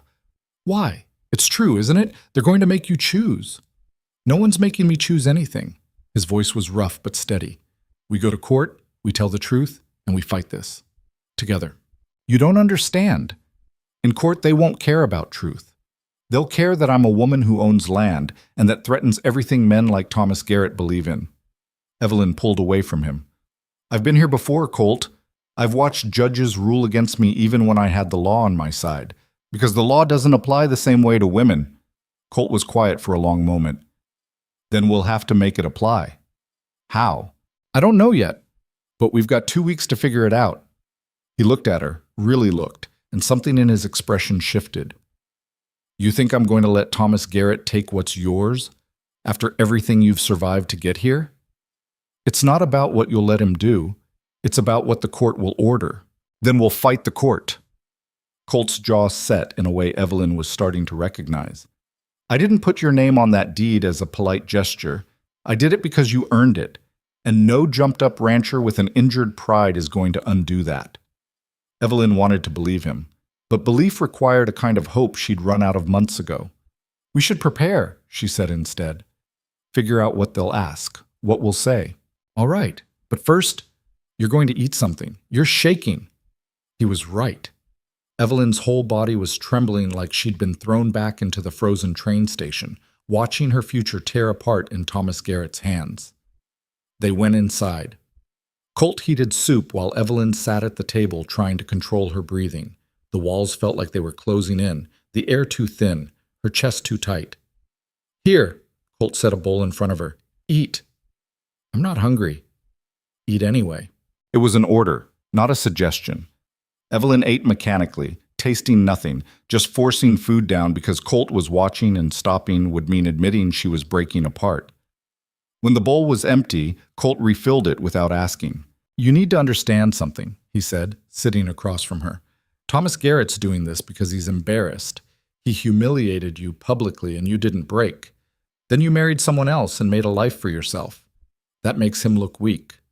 So he's trying to tear you down to feel powerful again. I know that. But knowing it and fighting it are different things. Colt leaned forward. In 2 weeks, we're going to stand in that courtroom and tell them exactly what this marriage is. A partnership between equals. A business arrangement that benefits both parties. Nothing fraudulent, nothing manipulative, just two people making a choice. And if they don't believe us, then we make them believe us. His voice was hard as the mountains outside. But you can't go in there already beaten, Evelyn. You have to fight. I'm tired of fighting. I know, but you're going to fight anyway, because that's who you are. You picked up those torn letter pieces and walked away when anyone else would have collapsed. You worked at Ruth's Mercantile when the whole town was watching. You dug through 2 hours of snow with bleeding hands because the work needed doing. He paused. You're a lot of things, Evelyn Brennan, but beaten isn't one of them. The words cracked something open inside her chest. Not hope exactly, but something closer to defiance. The same feeling that had made her stand up to Thomas Garrett at the train station, that had carried her through every disaster Philadelphia had thrown at her. All right, she said quietly. We fight. The next 2 weeks were the longest of Evelyn's life. They prepared obsessively. Colt had her write down every hour she'd worked on the ranch, every fence she'd mended, every animal she'd treated. They documented supplies she'd inventoried, accounts she'd balanced, meals she'd cooked, building a paper trail that proved she was a working partner, not a con artist. But at night, alone in the loft, Evelyn's mind spun with worst-case scenarios. The judge ruling against them. Her name struck from the deed. Being forced to leave the only place that had felt like home since her husband died. Or worse, the judge ruling that the marriage itself was invalid, that she'd never been Evelyn Brennan at all.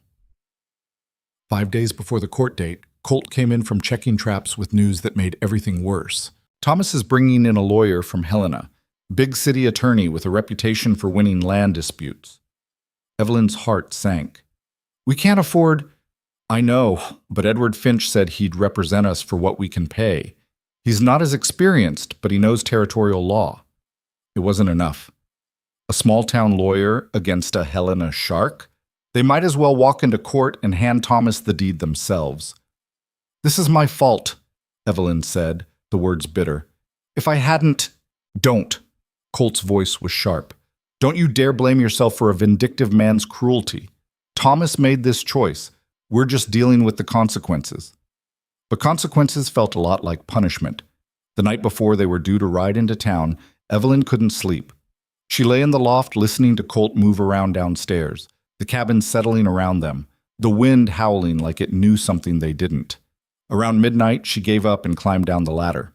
Colt sat at the table, papers spread in front of him, a lamp burning low. He looked up when she appeared. Can't sleep either? No. Come here. I want to show you something. Evelyn crossed to the table. The papers were the ranch's financial records going back 3 years. Income, expenses, profit margins. Year before Sarah died, I pulled in maybe $200 profit after expenses, Colt said, pointing to a column of numbers. Year after, it dropped to 90. Last year, barely broke even. He pulled out another set of papers, recent accounts.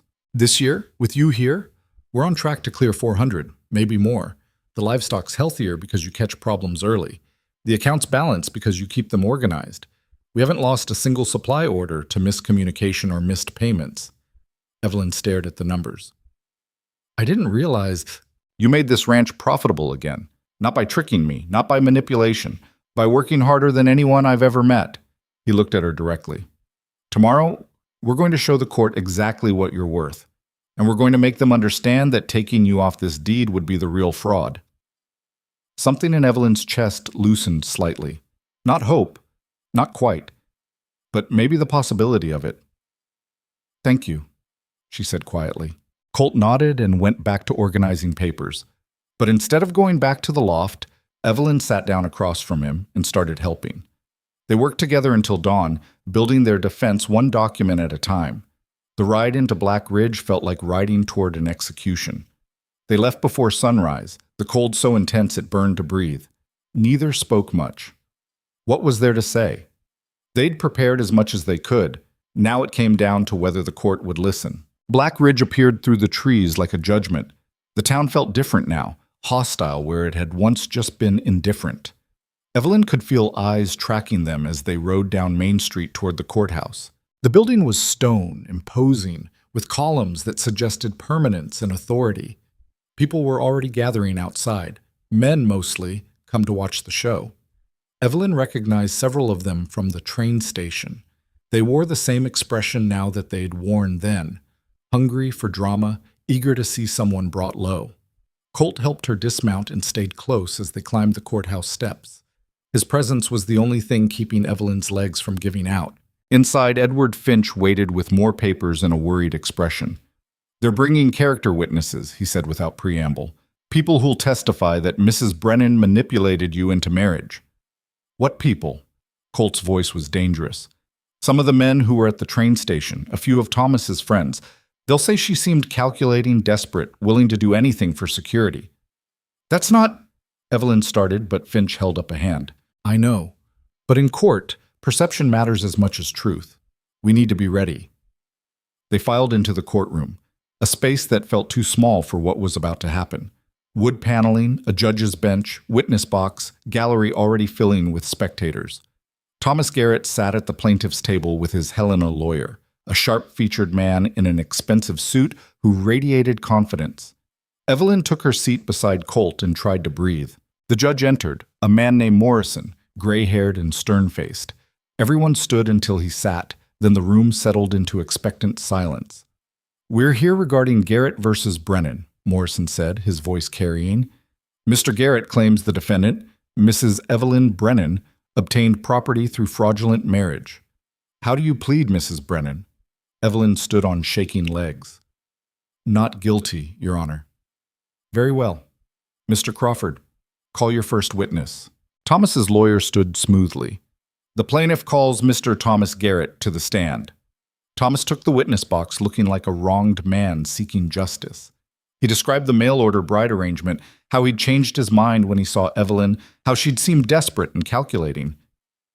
And then, just days later, she married Mr. Brennan and obtained half his property, Crawford said, his voice dripping sympathy.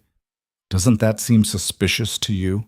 Absolutely. She was clearly looking for any man foolish enough to give her land. When I refused, she found another target. Evelyn's hands clenched. Every word was a lie, wrapped in enough truth to make it believable. Finch cross-examined, but Thomas had his story polished smooth.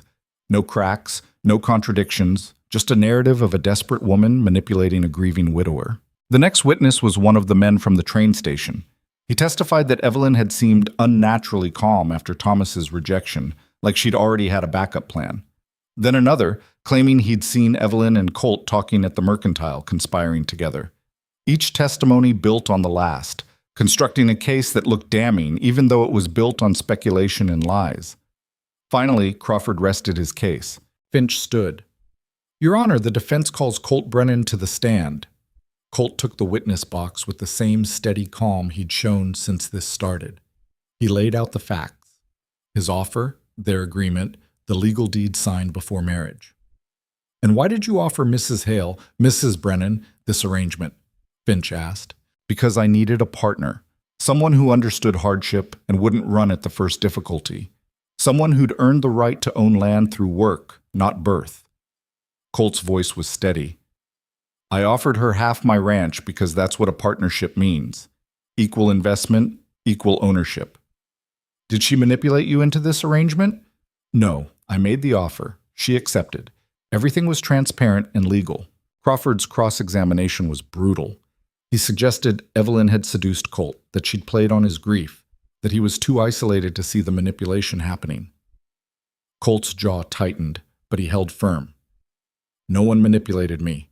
I knew exactly what I was doing." "Did you know her for more than 48 hours before proposing this arrangement?" "No." "Did she tell you she was barren before you married?" "Yes. I didn't care. Convenient that she couldn't give you children, so there'd be no heirs to dilute her claim on the property." "That's not—" Colt started, but Crawford cut him off. "No further questions." Evelyn felt sick. They were twisting everything, making their partnership sound like a calculated con instead of two desperate people finding mutual ground. Then Finch called her to the stand. Walking to the witness box felt like walking to a scaffold. Every eye in the courtroom tracked her, judging, waiting for her to crack. She sat, placed her bandaged hands in her lap, met Finch's eyes. "Mrs. Brennan, did you defraud your husband into marriage?" "No." "Did you manipulate him?" "No. He made an offer. I accepted it. Everything was legal and honest." "Why did you accept?" Evelyn took a breath. This was it. The moment that would decide everything. "Because I had nothing left to lose. I'd lost my first husband, my home, my livelihood. I'd traveled 800 miles hoping for a fresh start and been publicly humiliated for my trouble. When Colt Brennan offered me a partnership, real partnership, with my name on legal papers, it was the first honest offer I'd received since my husband died. So yes, I accepted. Not because I was manipulating him, but because I was drowning and he threw me a rope." The courtroom was silent. Crawford stood for cross-examination, and his smile had edges. "Mrs. Brennan, you admit you were desperate when you married." "I was. Desperate enough to do anything? Desperate enough to work hard and keep my word. But you can't deny that you benefited enormously from this marriage. You went from penniless widow to landowner overnight. I went from penniless widow to working partner. I've earned every acre of that land through labor. Have you? Or have you simply been playing the role of dutiful wife while waiting for Mr. Brennan to die so you can inherit everything?" The accusation hit like a slap. Several people in the gallery gasped. "That's a vile lie," Evelyn said, her voice shaking with rage now, not fear. "I've worked that ranch every single day since I arrived. Bleeding hands, frozen limbs, exhaustion that nearly killed me. I didn't marry Colt Brennan to inherit land. I married him to survive. And if that makes me guilty of something in your eyes, then fine. Convict me. But don't you dare suggest I've been waiting for a good man to die." Crawford smiled like he'd won. "No further questions." Evelyn returned to her seat, trembling. Colt reached over and took her hand, the first time he'd touched her in public since their wedding, and squeezed once. "You did good," he murmured. Finch called one more witness, Ruth Marbury. Ruth took the stand like she was facing down an inconvenient customer, stern and unimpressed by the proceedings. "Mrs. Marbury, you employed Mrs. Brennan briefly. What was your assessment of her character? She's honest, hardworking, and tougher than most men in this town. Ruth's voice carried clearly. She reorganized my entire inventory system in 3 days and found accounting errors that saved me hundreds of dollars. If that's what fraud looks like, I wish more people would defraud me. A few people in the gallery chuckled. Crawford stood to object, but Ruth wasn't finished. And while we're here, let's talk about what this case is really about. Thomas Garrett got his pride wounded when a woman rejected him, so he's using the courts to punish her for daring to find happiness somewhere else. That's not justice. That's revenge dressed up in legal language. Mrs. Marbury, the judge said, please confine yourself to answering questions. I am answering questions. The question is whether Evelyn Brennan defrauded anyone. The answer is no. What she did was survive. And if this court punishes her for that, you're telling every woman in this territory that survival isn't allowed unless a man approves of how you do it. The courtroom erupted. People shouting, arguing, the judge hammering his gavel for order. When silence finally returned, Morrison's face was red. Mrs. Marbury, you're dismissed, and you're lucky I'm not holding you in contempt. Ruth stepped down, but not before catching Evelyn's eye and nodding once. Both sides rested their cases. The judge looked over his notes for what felt like an eternity. Finally, he spoke. This court will recess until tomorrow morning. I need time to consider the evidence and testimonies presented. We'll reconvene at 9 o'clock for my ruling. The gavel fell. Evelyn felt the world tilt. Another night of waiting. Another night of not knowing whether everything she'd built would survive the morning. They left the courthouse in silence. Outside, the crowd parted like Evelyn carried plague. Some faces showed pity. Others satisfaction. Most just hungry curiosity about how this drama would end. Colt led them toward the hotel. They'd need to stay in town overnight. Mrs. Chen saw them coming and had a room ready without being asked. I heard what happened, she said quietly. Ruth was magnificent. She was, Evelyn managed, but I don't know if it was enough. Upstairs, the hotel room felt like a cell. Colt stood by the window, staring out at the street. Evelyn sat on the bed, hands shaking too hard to be still. Whatever happens tomorrow, Colt said finally, not turning around, you should know something. What? I don't regret it. Marrying you, putting your name on that deed, any of it. He paused. Even if the court rules against us, even if I lose half my ranch, I'd make the same choice again. Evelyn's throat closed. Why? Because for the first time in 3 years, that cabin doesn't feel like a tomb. Because you work harder than anyone I've ever met and never complain. Because you're honest and brave and you deserve better than what this world keeps giving you. He turned to face her finally. So no matter what Morrison rules tomorrow, you need to understand that you didn't defraud me. You saved me. Maybe not in the way the court recognizes, but in the ways that actually matter. Evelyn couldn't speak. The words she needed didn't exist. Instead, she crossed the room and did something she hadn't done since their wedding day. She reached for him, tentatively, giving him time to pull away. And when he didn't, she leaned her forehead against his chest.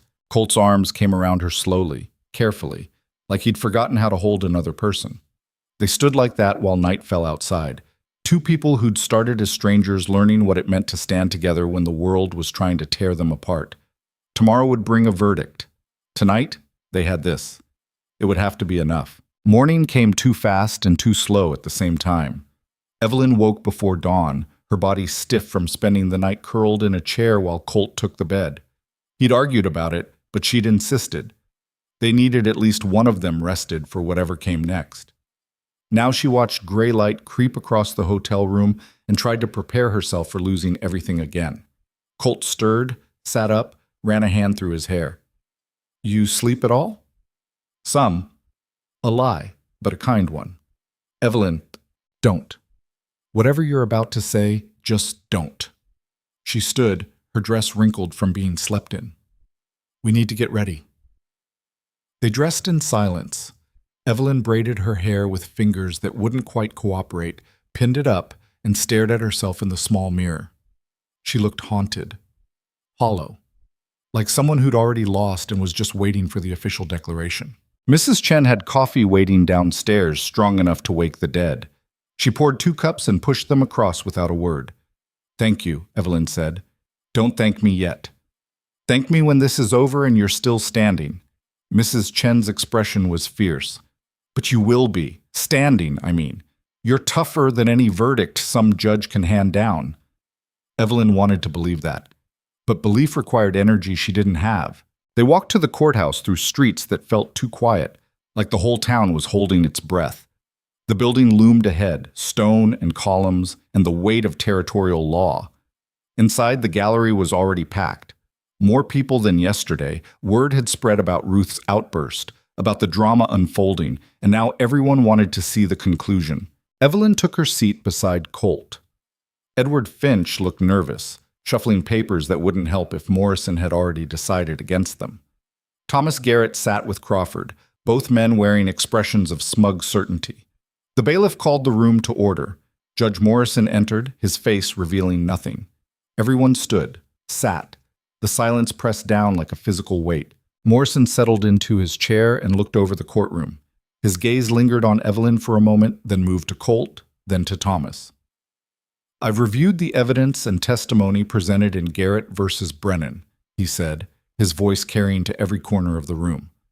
This case presents an unusual situation. A marriage arranged quickly, property transferred immediately, and questions raised about the legitimacy of both. Evelyn's heart hammered against her ribs. The plaintiff argues that Mrs. Brennan manipulated Mr. Brennan into marriage and property transfer through fraudulent means. The defense argues that this was a legitimate business arrangement between consenting adults, executed legally and transparently. Morrison paused, letting the tension build. After careful consideration, I find the following. The property deed was signed before the marriage, witnessed by a licensed attorney, and filed with proper documentation. Mr. Brennan was not mentally incompetent at the time of signing. There is no evidence of coercion, only the testimony of witnesses who admitted they had no direct knowledge of the arrangement between Mr. and Mrs. Brennan. Thomas's smug expression was starting to crack. Furthermore, Morrison continued, Mrs. Brennan's work on the ranch is well documented through ledgers, accounts, and the testimony of Mr. Brennan himself. While the timeline of this marriage may seem rushed to outside observers, speed alone does not constitute fraud. Relief started to bloom in Evelyn's chest, fragile and terrifying. However, the word dropped like a stone into still water. However, this court recognizes that the circumstances of this case are unusual enough to warrant additional scrutiny. The question is not whether Mrs. Brennan and Mr. Brennan have the right to enter into a marriage contract. They clearly do. The question is whether that contract should include property transfer of such significant value based on such brief acquaintance. No.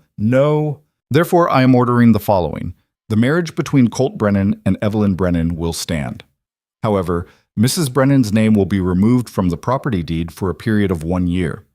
During this time, the Brennans will remain married, and Mrs. Brennan will continue working the ranch. At the end of 1 year, if both parties still wish to maintain the property arrangement, they may resubmit the deed for my approval. The courtroom erupted. Evelyn couldn't breathe. 1 year. An entire year of working land that wouldn't be hers, of proving herself over and over, of living in limbo while Thomas Garrett and everyone else watched and waited for her to fail. Order! Morrison's gavel cracked like thunder. I understand this ruling may not satisfy either party completely, but it represents a balanced approach that protects both Mr. Brennan's property rights and gives this marriage time to prove its legitimacy. Your Honor, Finch stood, his voice desperate. Mrs. Brennan has already proven, Mr. Finch, my ruling stands. Unless you'd like to file an appeal, which will take months and cost more than your clients can afford, I suggest you accept this compromise. Compromise. Like Evelyn's entire future was something to be bargained over. Thomas was trying not to smile and failing. He hadn't won completely, but he'd wounded them, and that was enough. This court is adjourned. The gavel fell. Evelyn stood on legs that didn't feel connected to her body. Around her, people were talking, exclaiming, but she couldn't hear any of it over the roaring in her ears. Colt's hand found hers. Evelyn, she pulled away. Don't. We need to talk about, not here. Her voice came out flat, dead. Not in front of them. She pushed through the crowd, ignoring the stares and whispers, and made it outside before the shaking started. The cold air hit her face but did nothing to clear the fog in her head. 1 year. 1 year of uncertainty. 1 year of proving she deserved something that should have already been hers. Colt caught up with her halfway down the courthouse steps. Evelyn, stop! Why?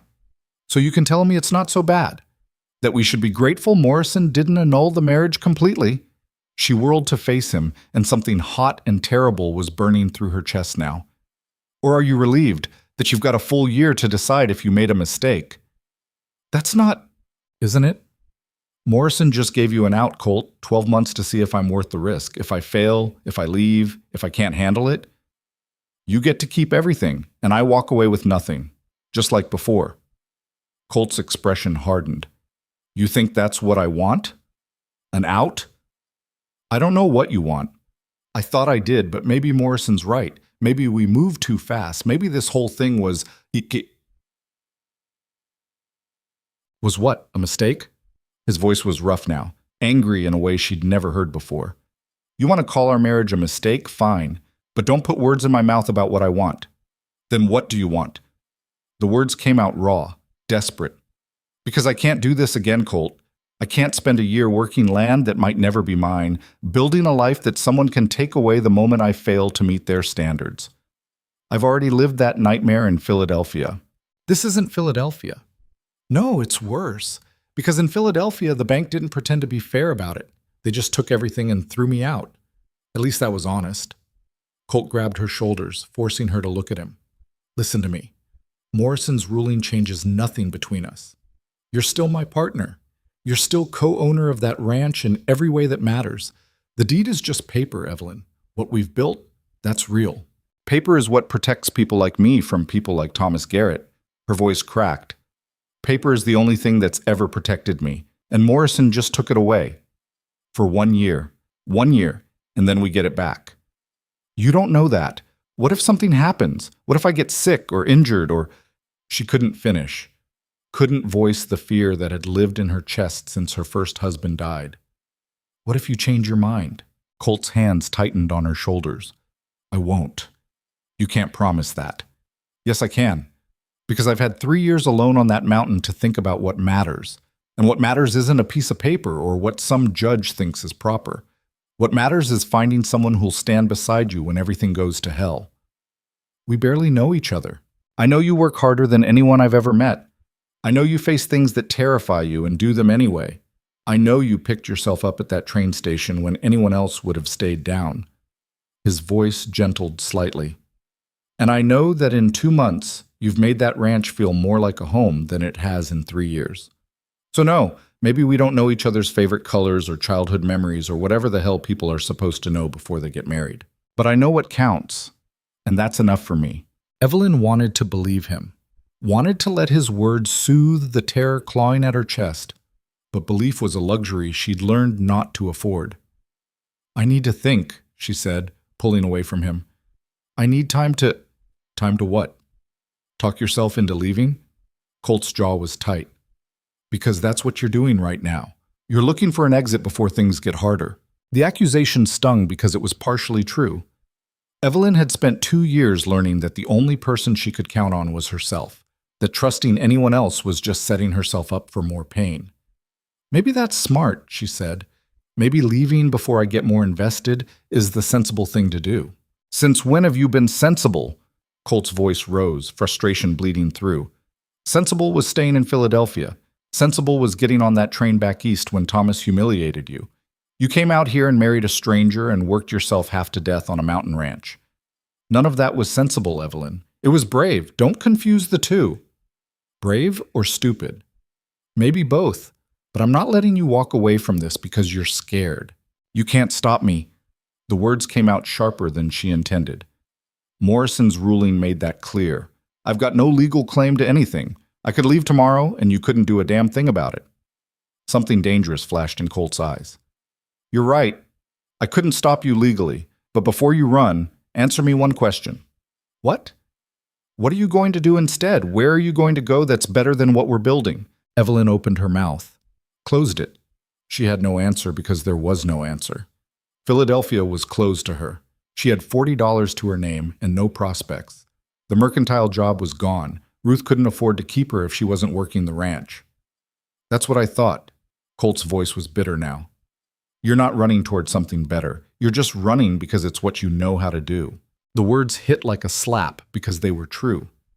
Evelyn had spent 2 years running from grief, from failure, from every person who'd tried to help her because help always came with strings attached. But Colt's help hadn't come with strings. It had come with a deed and a partnership and a quiet faith that she could handle frontier life even when she wasn't sure herself. And she was about to throw it all away because a judge told her to wait 12 months. I'm sorry, she said quietly. You're right. I'm scared and I'm being human, Colt interrupted. You're being human, and you're allowed to be scared. I just need you to be scared with me, not running away from me. Evelyn looked at him, really looked, saw the exhaustion in his face, the frustration, but underneath it all, something that looked almost like fear. He was scared too. Scared she'd leave, scared he'd lose the first real partner he'd had since his wife died, scared of going back to that lonely cabin and 3 more years of surviving instead of living. They were a matched pair, these two broken people trying to build something from ruins. I won't run, Evelyn said. Not today anyway. What about tomorrow? Tomorrow I'll decide again. That's the best I can offer right now. Colt studied her for a long moment, then nodded slowly. All right, one day at a time. They stood on the courthouse steps while Black Ridge moved around them, people heading to work, to shops, to lives that weren't hanging in balance. Finally, Colt gestured toward where their horses were tied. We should head back. Weather's turning. The ride to the ranch was silent. Not the comfortable silence of the past few weeks, but something heavier. The weight of Morrison's ruling, of Evelyn's near abandonment, of words said in anger that couldn't be taken back. When they finally reached the cabin, Evelyn dismounted and stood looking at it like seeing it for the first time. This place she'd worked so hard to maintain that had started feeling like home despite everything. Now it felt like borrowed space again. Temporary. Conditional. I'm going to check the livestock, Colt said, already moving toward the barn, running in his own way. Evelyn went inside and started a fire that didn't need starting. She needed something to do with her hands, something to focus on besides the panic still churning in her chest. The cabin felt different now. Smaller. Like the walls were closing in. She was still sitting by the fire an hour later when Colt came back inside, covered in snow from the storm that had started while he was working. Lost another fence post, he said, stripping off his gloves. Ground's too frozen to replace it properly. We'll have to rig something temporary until spring. All right. Colt looked at her. You planning to sit there all day, or are you going to help? It was a challenge, a test, asking if she was really staying or just marking time until she could leave. Evelyn stood. I'll help. They worked together through the afternoon, rigging the broken fence, feeding livestock, hauling water. The physical labor helped. It gave Evelyn's mind something to focus on besides Morrison's ruling and the uncertain future stretching ahead.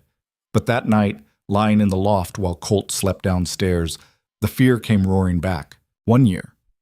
365 days of working land that wasn't legally hers. Of proving herself to people who'd already decided she wasn't good enough.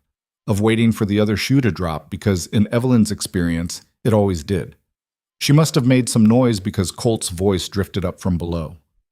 You awake? Yeah. Can't stop thinking about it either. Evelyn climbed down the ladder and found Colt sitting at the table, a cup of coffee in front of him, even though it was past midnight. Couldn't sleep? She asked. Haven't been sleeping well for 3 years. Tonight's no different. He gestured to the chair across from him. Sit. She did. Colt poured her coffee from the pot on the stove, still hot, suggesting he'd been down here for hours. I owe you an apology, he said abruptly, for what I said on the courthouse steps, about you running. You weren't wrong. Maybe not, but I was cruel about it, and you didn't deserve that. Evelyn wrapped her hands around the cup. I owe you an apology, too, for suggesting you wanted an out. I know you don't. How do you know? Because you're still here. Because you didn't agree when Morrison offered you exactly that. A year to decide if keeping me was worth the trouble. Colt was quiet for a moment. You're not trouble, Evelyn. You're the opposite of trouble. You're the first thing that's made sense in a long time. The words settled between them like something fragile and new. I'm scared, Evelyn admitted quietly. Not of the work or the weather or even failing. I'm scared of... She struggled to find words for the terror that lived in her chest. I'm scared of mattering again, of building something real with you and then watching it get taken away. I don't know if I can survive that a second time. You think I'm not scared of the same thing? Colt leaned forward. Sarah died in my arms. I spent 3 years making sure I never cared about anything enough to hurt that way again. Then you showed up, and within a month, I'm sitting here terrified you'll leave, and I'll be right back where I started. So what do? We do what we've been doing. We work. We survive. We take it one day at a time until 1 year passes, and we can put your name back on that deed where it belongs. And if something happens before then we deal with it, together. Colt reached across the table, palm up. An offering. I'm not asking you to stop being scared. I'm asking you to be scared with me instead of alone. Evelyn looked at his hand. Rough, scarred, honest. The hand of a man who'd worked for everything he had and was offering to share it anyway. She took it. His grip was warm, steady, solid in a world that felt like it was constantly shifting beneath her feet. One day at a time, she said. One day at a time, he agreed. They sat like that until the coffee went cold and dawn started graying the windows. It wasn't a solution, it wasn't even comfort, really, but it was something. A commitment to stay, to try, to fight for what they were building even when the world told them it wasn't worth the effort. When they finally released hands and went about the morning chores, something had shifted between them. Not fixed, they were both too broken for easy fixes, but aligned in a way they hadn't been before. The days that followed fell into the same brutal rhythm as before, but now Evelyn attacked the work with a different energy. Not just survival, but defiance. Morrison had said she needed to prove herself for a year? Fine. She'd worked so hard that by the time 12 months passed, no one, not the judge, not Thomas Garrett, not anyone, could question whether she'd earned her place. She learned to read weather patterns by the color of morning clouds, memorized which animals had health problems and needed watching, took over the ranch's financial accounts completely, organizing them with a precision that made Colt shake his head in amazed appreciation. You're making me look bad, he said one night, reviewing the ledger she'd reorganized. Good. Then you'll have to work harder to keep up. It was the first joke she'd made since the trial. Colt's surprised laugh felt like a victory. Slowly, carefully, they built something that looked like a real partnership. Not the business arrangement they'd started with, but something warmer. They cooked meals together, arguing good-naturedly about how much salt went in the stew. They sat by the fire in the evenings while Colt told stories about the ranch's history and Evelyn shared carefully edited memories of Philadelphia. They worked side by side, mending fences and treating livestock, developing a wordless communication that came from hours of shared labor. And at night, Evelyn still climbed to the loft while Colt slept downstairs. But the distance felt less like a barrier and more like space they were choosing to give each other. 2 months after the trial, a letter arrived from Black Ridge. Colt brought it in from checking the mail drop, his expression unreadable. It's from Edward Finch. Evelyn's heart lurched. What does he want? Only one way to find out. He opened it and read silently. Evelyn watched his jaw tighten, watched something flash across his face that might have been anger or might have been something worse. What? She demanded. Thomas Garrett filed another complaint. Claims I'm violating Morrison's ruling by letting you keep working the ranch. The words hit like ice water. What? He's arguing that Morrison's intent was to separate you from the property entirely. That by keeping you here, I'm circumventing the spirit of the ruling even if I'm technically following the letter of it. That's insane, Morrison said I should keep working here. Thomas is arguing Morrison meant you should work as hired help, not as a partner. Colt's voice was tight with barely controlled rage. He wants the court to order you off the property completely until the year is up. Evelyn couldn't breathe. This was it. This was Thomas's real play. He'd lost in court, so now he was trying to drive her out through legal harassment. And the worst part was, it might work. When's the hearing? She asked. 3 weeks. 3 weeks to prepare another defense, to stand in front of Morrison again, to argue for the right to stay in the home she'd built. I'm so tired of fighting, Evelyn said quietly. I know, but we don't have a choice. There's always a choice. I could leave. Go somewhere Thomas can't reach me. Colt set down the letter and crossed to where she stood. Is that what you want? No, but I'm not sure what I want matters anymore.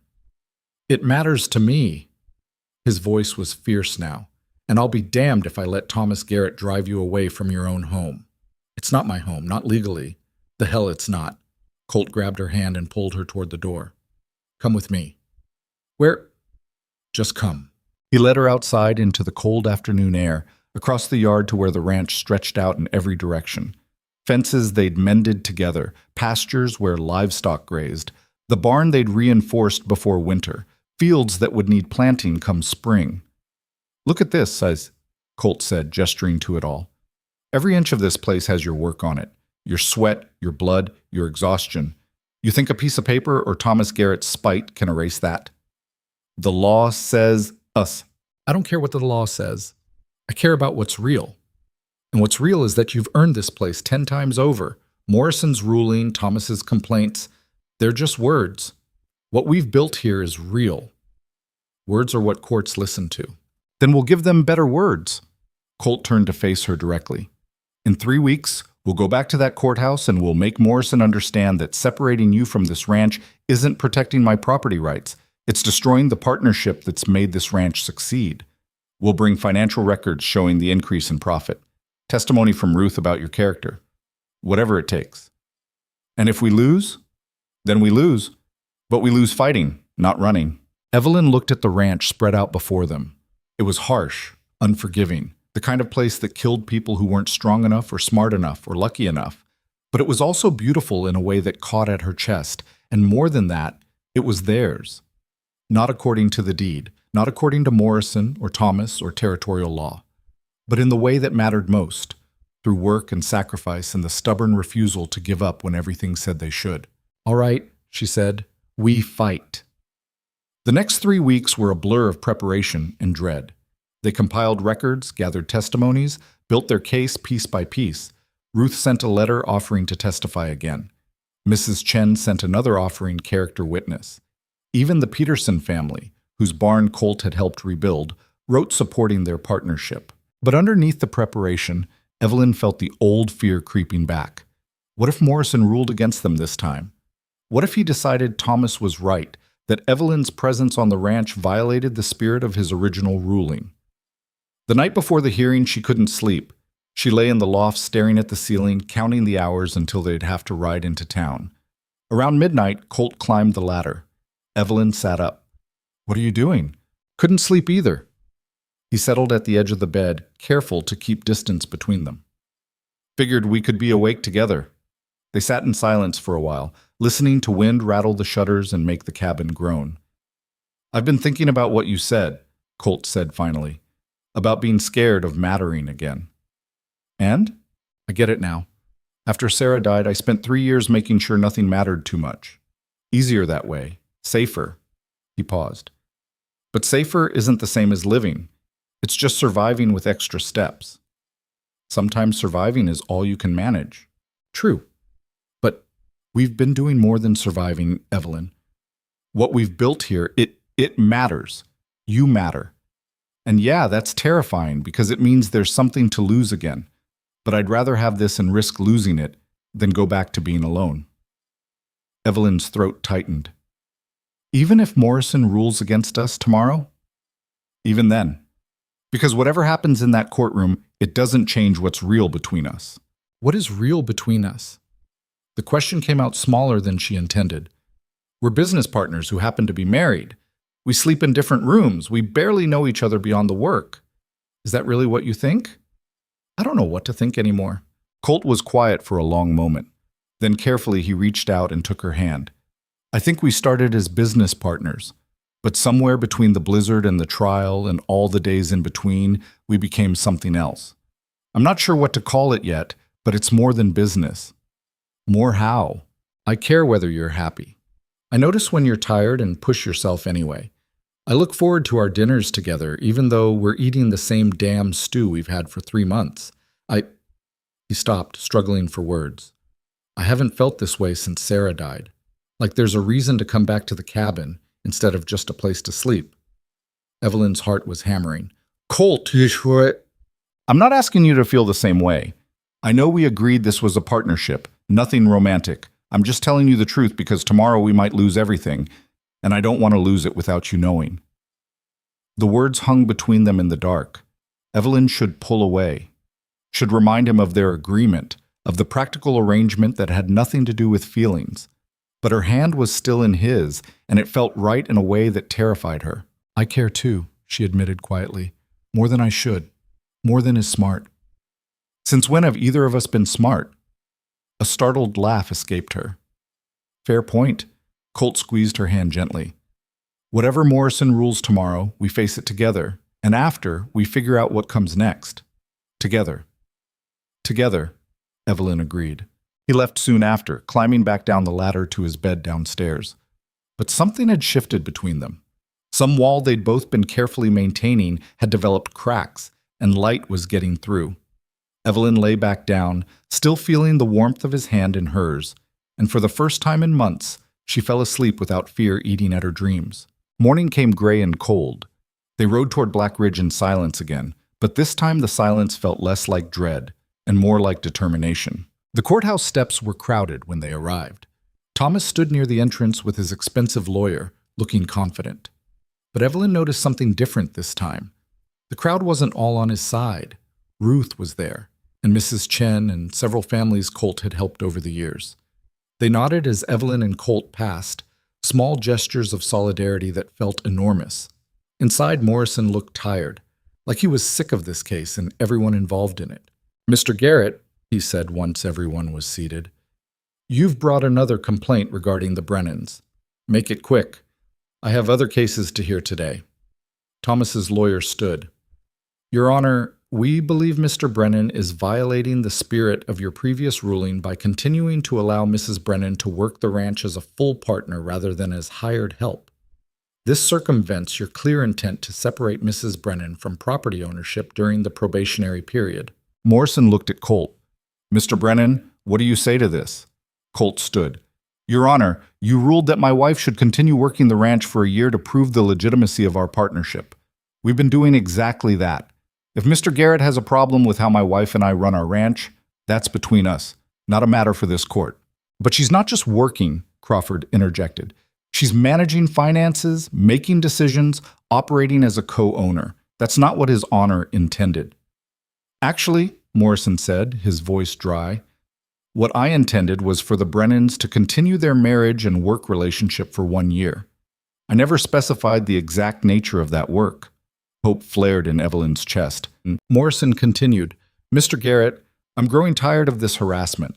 My original ruling was clear. The marriage stands, Mrs. Brennan works the ranch, and after 1 year we revisit the property deed. Nothing in that ruling prevents Mrs. Brennan from being a full working partner. If I'd meant to reduce her to hired help, I would have said so. Thomas's face went red. But Your Honor, I'm not finished. Morrison's voice hardened. This is the second time you've brought complaints about the Brennans' marriage. Both times your arguments have been thin at best and vindictive at worst. This court has better things to do than referee your personal grudges. I'm protecting the integrity of property law in this territory, Thomas protested. No, Mr. Garrett. You're harassing a woman who rejected you and a man who offered her something better. Morrison leaned forward. Here's my ruling. Mrs. Brennan may continue working the Brennan Ranch in whatever capacity she and her husband deem appropriate. If you file another complaint on this matter without substantial new evidence of actual fraud, I'll hold you in contempt. Are we clear? Thomas looked like he'd been slapped. Yes, Your Honor. Good. This matter is closed, permanently. The gavel fell. Evelyn couldn't move. They'd won. Morrison had not only dismissed Thomas's complaint, but essentially forbidden him from bringing more harassment suits. It was over. Colt pulled her to her feet, his hand steady on her elbow. Come on, let's go home. Outside, the crowd parted for them differently this time. Not with hostility or pity, but with a kind of grudging respect. They'd fought back twice and won. That meant something in frontier territory. Ruth caught up with them before they reached their horses. Well done, both of you. Thank you for coming, Evelyn said. Again. Wouldn't have missed it. Thomas Garrett needed taking down a few notches. Ruth's expression softened slightly. You're building something good out there. Don't let bastards like him make you forget that. They rode out of Black Ridge with the winter sun breaking through clouds, turning the snow-covered landscape into something that hurt to look at because it was so beautiful. Halfway home, Colt pulled up his horse. "What's wrong?" Evelyn asked. "Nothing's wrong." He dismounted and helped her down. "I just wanted to do something before we get back to work and responsibility and all the things that make us too busy to talk." "Do what?" Colt reached into his saddlebag and pulled out a small bundle wrapped in cloth. "I made you something. Been working on it at night when you were asleep." Evelyn unwrapped it carefully. Inside was a piece of wood carved into the shape of Montana territory, with the Brennan Ranch marked by a small star. Along the border, Colt had carved both their names. "It's beautiful," she said, her voice catching. "It's a reminder that no matter what Morrison says or what's written on legal documents, this ranch belongs to both of us. Always has, from the moment you started working it." Evelyn traced the carved letters of her name. "Thank you. There's something else." Colt took a breath. "I know we started this as a business arrangement. No expectations beyond partnership and work. But these past few months," he stopped, searching for words. "I don't want this to be business anymore, Evelyn. I want it to be real." Her heart stuttered. "Real how?" "Real like a marriage, not just in name or for convenience, but because we choose each other. Because what we've built matters." He paused. "I'm not asking you to decide right now. I know trust doesn't happen overnight. But I wanted you to know where I stand."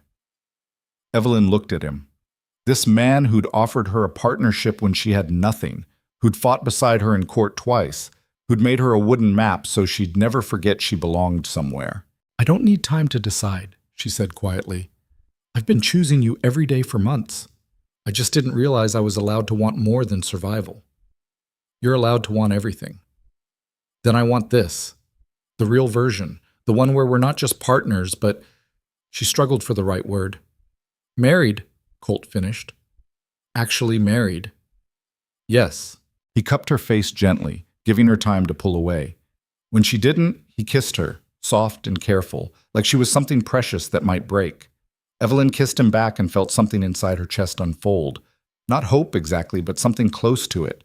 The possibility that maybe, just maybe, she could have more than survival. That she could have this man and this ranch and a future that wasn't defined by loss. When they finally pulled apart, Colt rested his forehead against hers. "Let's go home," he said. Home. It sounded right now. Not borrowed, not temporary, just home. They mounted their horses and rode the rest of the way together, the carved map safe in Evelyn's saddlebag, and something new and fragile but real growing between them. 10 months later, they'd stand in front of Morrison's bench again to reinstate Evelyn's name on the deed. But that was still in the future. For now, they had work to do and a winter to survive in each other. It was enough. More than enough. It was everything. The months that followed weren't easy, but they were honest. Winter deepened into the kind of cold that made breathing hurt and froze water solid within minutes of being drawn from the well. Evelyn and Colt worked through it the way they worked through everything, side by side, stubbornly refusing to let the mountain break them. But something had changed after that kiss on the trail. The careful distance they'd maintained crumbled slowly, replaced by something warmer and infinitely more complicated. Colt stopped sleeping downstairs. Not all at once. It happened gradually, over weeks of finding excuses to stay near each other, a late night reviewing accounts that turned into falling asleep at the table. Evelyn coming down from the loft when nightmares woke her, finding Colt already awake by the fire. Small moments of proximity that built into something neither of them could name, but both understood. One night in February, during a blizzard that threatened to bury the cabin completely, Evelyn climbed down from the loft to find Colt pacing by the fire. "Can't sleep?" she asked. "Storm's got me on edge. Keep thinking I hear something breaking outside." "Want company?" He looked at her for a long moment. "Yeah, I do." They sat together wrapped in blankets while wind screamed and snow piled against the windows. At some point, Evelyn's head found his shoulder. At some point, his arm came around her. And when dawn finally broke and the storm passed, neither of them moved. "This is probably a bad idea," Colt said quietly. "Probably. We've got enough complications without adding—" He gestured vaguely at them, tangled together on the floor. I know, but I don't want to stop. Neither do I. So they didn't stop. They let themselves have this, the warmth, the closeness, the simple comfort of not being alone. It wasn't perfect. They still argued about how to handle sick livestock and whether to repair the barn roof before spring. They still had bad days where old griefs rose up and made them sharp with each other. But they also had good days. Days where they worked in comfortable silence, where Colt made her laugh with dry observations about the sheep's stupidity, where Evelyn caught him watching her with an expression that made her chest feel too small for her heart. In March, a letter arrived from Edward Finch. Morrison wants to see us, Colt said, reading it. Says it's time to discuss reinstating your name on the deed. Evelyn's hands went still over the accounts she was balancing. It's only been 8 months. Letter says Morrison's been reviewing the case files. He wants to move things along. That doesn't sound like Morrison. No, it doesn't. Colt set down the letter, frowning. Something's changed. Question is what? They found out 2 weeks later when they rode into Black Ridge for the meeting. The town looked different somehow, smaller, less threatening. Or maybe Evelyn had just grown too big to be intimidated by it anymore. She'd survived 2 court battles and a Montana winter. Black Ridge couldn't touch her now. Morrison's chambers were in the courthouse, a cramped office that smelled like old paper and pipe tobacco.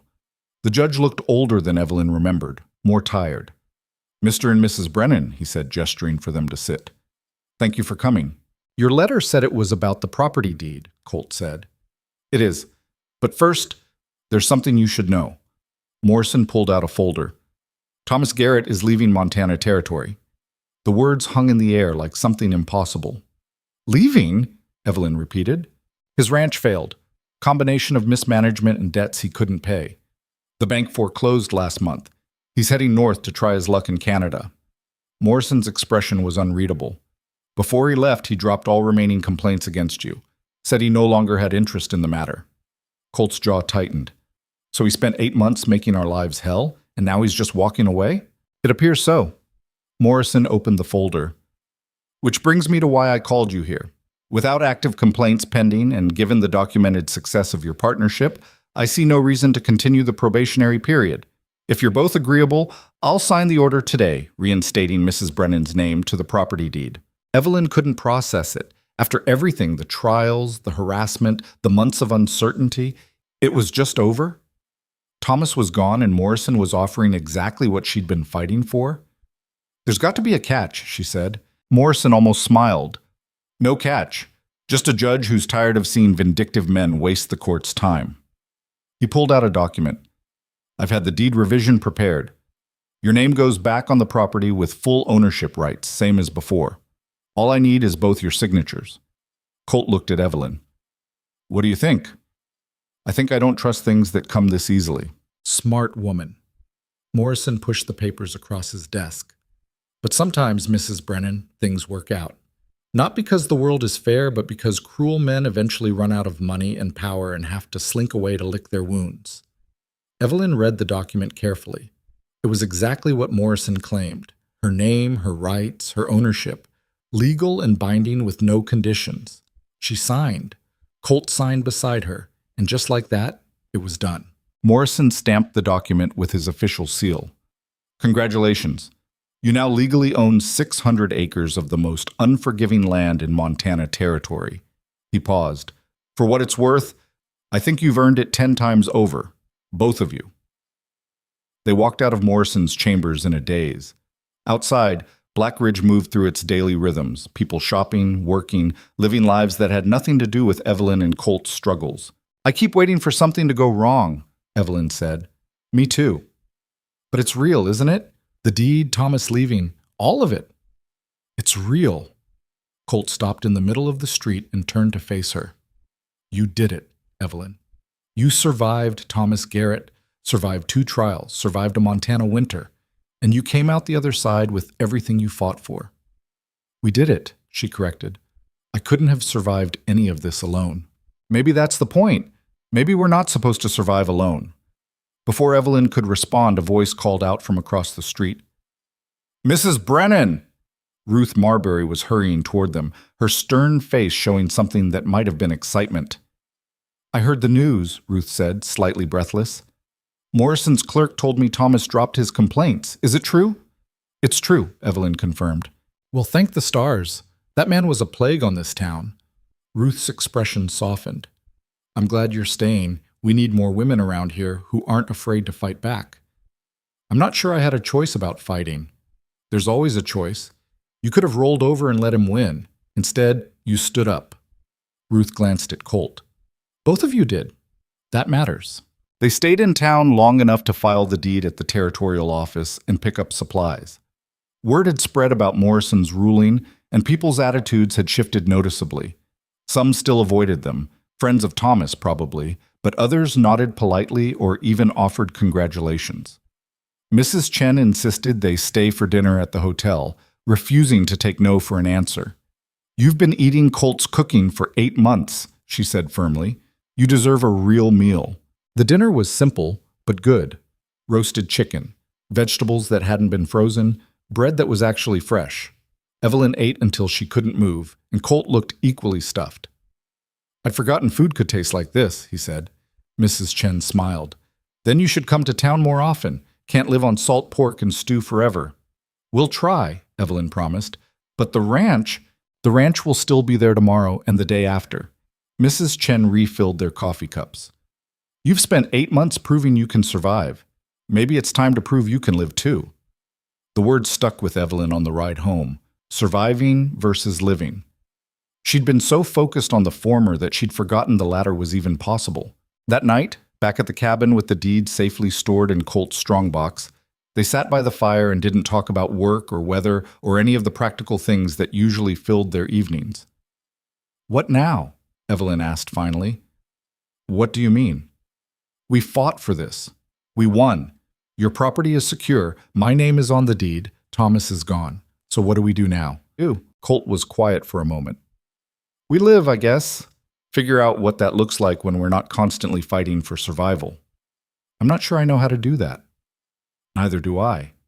He reached for her hand. But we could learn together.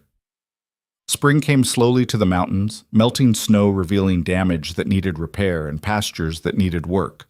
But underneath the endless labor, something new was growing. Evelyn planted a garden behind the cabin, vegetables mostly, but also flowers because she'd spent too long living in a world without color.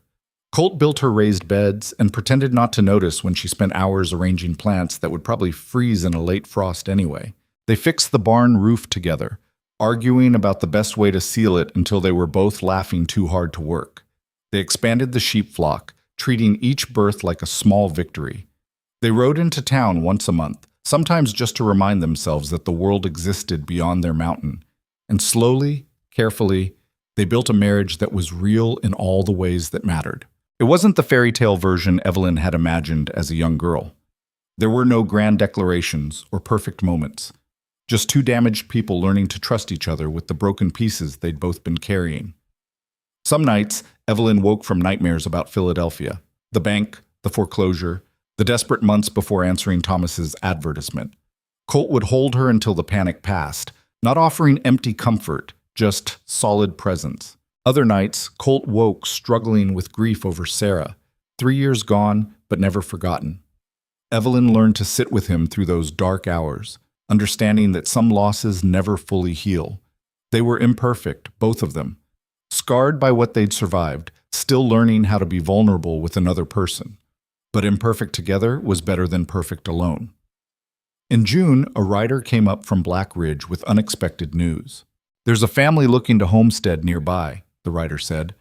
Name's Patterson. They heard about your place and wanted to know if you'd be willing to advise them on surviving their first winter. Evelyn and Colt exchanged glances. What did you tell them? Colt asked. Said I'd ask. They're good people, young couple with a baby. Husband's got farming experience, but nothing with mountain winters. Send them up, Evelyn said before Colt could respond. We'll help however we can. After the rider left, Colt looked at her. You sure about this? We barely survived our first winter ourselves. Exactly, which means we know what mistakes to avoid. Evelyn thought about Mrs. Chen's story of Colt bringing supplies when she and her husband were starving. Besides, isn't this what people do out here? Help each other survive? Some people, not all. Then we'll be the some, not the all. The Pattersons arrived 2 weeks later, a couple barely into their 20s, exhausted from travel, their baby fussing in his mother's arms. Evelyn saw her own desperation reflected in the young woman's eyes and felt something shift in her chest. "Welcome," she said. "You must be hungry." They fed the Pattersons, gave them advice on where to homestead and how to prepare for winter, and sent them off with seeds from Evelyn's garden and a promise to check on them come fall. "That was good," Colt said after they'd left. "What you did. What we did. You're the one who told them about finding shelter in a blizzard." Still, it felt good to help instead of just survive. Other families followed. Word spread that the Brennans knew mountain living and weren't stingy with advice. Evelyn found herself teaching women how to preserve food and manage harsh weather preparations. Colt helped men with building techniques and livestock management. Their ranch became a stopping point for people heading into the high country, a place where new homesteaders could get honest advice without judgment. And somewhere in the process of helping others, Evelyn realized she'd stopped thinking of herself as a desperate widow just trying to survive. She'd become something else, a rancher, a teacher, a woman who'd built a life worth defending. In August, they rode into Black Ridge for supplies and found the town buzzing with news. "Haven't you heard?" Ruth said when they entered the mercantile. "The territorial governor is coming through next month. Big meeting about statehood and property rights." "What's that got to do with us?" Colt asked. "Everything, potentially. They're discussing whether to standardize property laws across the territory, including laws about women's property rights." Evelyn's attention sharpened. "What about women's property rights?" "Some of the old guard ranchers want to make it harder for women to own land outright. They're arguing that property should default to male relatives in cases of inheritance, that women shouldn't be able to enter property contracts without male permission." Ruth's expression was grim. "If they succeed, it could affect your deed." The words hit like ice water. After everything they'd fought for, the territory itself might try to take it away. "Can they actually do that?" Evelyn asked. "Change the law retroactively?" "I don't know, but I know they're going to try." Ruth leaned across the counter. "Which is why you need to be at that meeting. You're proof that women can manage property just fine. Your ranch is more profitable now than it's been in years." "Ruth's right," Colt said. "If they're going to have this debate, they need to hear from people it actually affects." So 3 weeks later, Evelyn found herself standing in the Black Ridge Town Hall in front of 50 men, ranchers, businessmen, territorial officials, preparing to argue for her own right to exist as a property owner.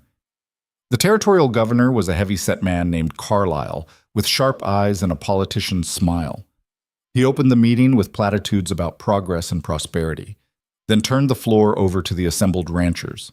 The arguments against women's property rights were depressingly familiar. Women were too emotional to handle business. They needed male protection and guidance. Allowing them independent ownership would destabilize traditional family structures. Evelyn sat through it all, her hands clenched in her lap, while Colt radiated barely controlled anger beside her. Finally, Carlisle asked if anyone wished to speak in favor of maintaining current property laws. Evelyn stood. 50 pairs of eyes turned to stare at her, some curious, some hostile, some simply dismissive. "My name is Evelyn Brennan," she said, her voice carrying despite her racing heart. "I co-own a ranch in the mountain territories north of here. 600 acres, profitable for the first time in 3 years, and managed jointly with my husband." "Mrs. Brennan," one of the old guard ranchers interrupted, "no one's questioning your husband's management abilities." "I'm not finished," Evelyn's voice hardened. "You want to talk about women's emotional instability? Let me tell you about stability. I've survived losing my first husband, losing my home, losing everything I owned to a bank that didn't care whether I lived or died. I came to this territory with $43 and the clothes on my back. And in less than a year, I helped turn a failing ranch into a profitable one." She pulled out the financial records she'd brought, proof of income, expenses, profit margins. These numbers don't lie. Before I arrived, the Brennan Ranch barely broke even. Last year, we cleared over $400 in profit, not because my husband suddenly became better at ranching, but because 2 people working together accomplish more than 1 person alone. That's basic mathematics, not emotional instability. "But Mrs. Brennan," another rancher said, "surely you see the danger in allowing women to own property independently. What happens to family cohesion when wives can simply leave with half the assets?" What happens to women's survival when husbands can leave them with nothing? Evelyn shot back. I watched my husband die and then watched men take everything we'd built because I was just a woman. I had no legal protection, no recourse, no way to fight back. Is that the stability you're protecting? Carlyle leaned forward. What exactly are you proposing, Mrs. Brennan? I'm proposing you stop trying to fix something that isn't broken. Women are already property owners in this territory. We're already running businesses, managing ranches, contributing to territorial prosperity. The only thing your proposed changes would do is take away legal protections we've earned. She paused. Unless that's the real point. You're not protecting families or stability. You're protecting male control over resources. The room erupted, men shouting, arguing, some agreeing with her and more calling her radical, dangerous, ungrateful. Colt stood. If I may. The room quieted slightly. I'm Evelyn's husband and co-owner of the ranch she mentioned, and I'm here to tell you that removing her name from my property deed would be the stupidest thing I could do. Not because she's my wife, but because she's the reason that ranch survives. She manages the finances, handles the accounts, makes half the operational decisions, and works harder than any hired hand I've ever employed. He pulled out more documents. These are testimonials from other ranchers we've helped, families we've advised, people who've prospered because my wife shared her knowledge freely. You want to talk about territorial prosperity? Start by recognizing the women already building it. The debate raged for another 2 hours, arguments flying back and forth, old prejudices clashing with new realities. But slowly, Evelyn realized something was shifting. Some of the men who'd started out hostile were listening now, really listening. Finally, Carlyle called for a vote. The Territorial Assembly voted to maintain current property laws, with provisions to strengthen protections for women's independent ownership. It wasn't unanimous. It wasn't even overwhelming. But it was enough. Evelyn walked out of that town hall shaking, not with fear this time, but with something that felt dangerously like triumph. You did it, Colt said quietly. We did it. Your testimony mattered just as much as mine. Maybe. But you're the one who stood up in front of 50 men and told them they were wrong. That took courage. Or stupidity. I'm still not sure which. Colt pulled her into his arms right there on the street, not caring who saw. Definitely courage.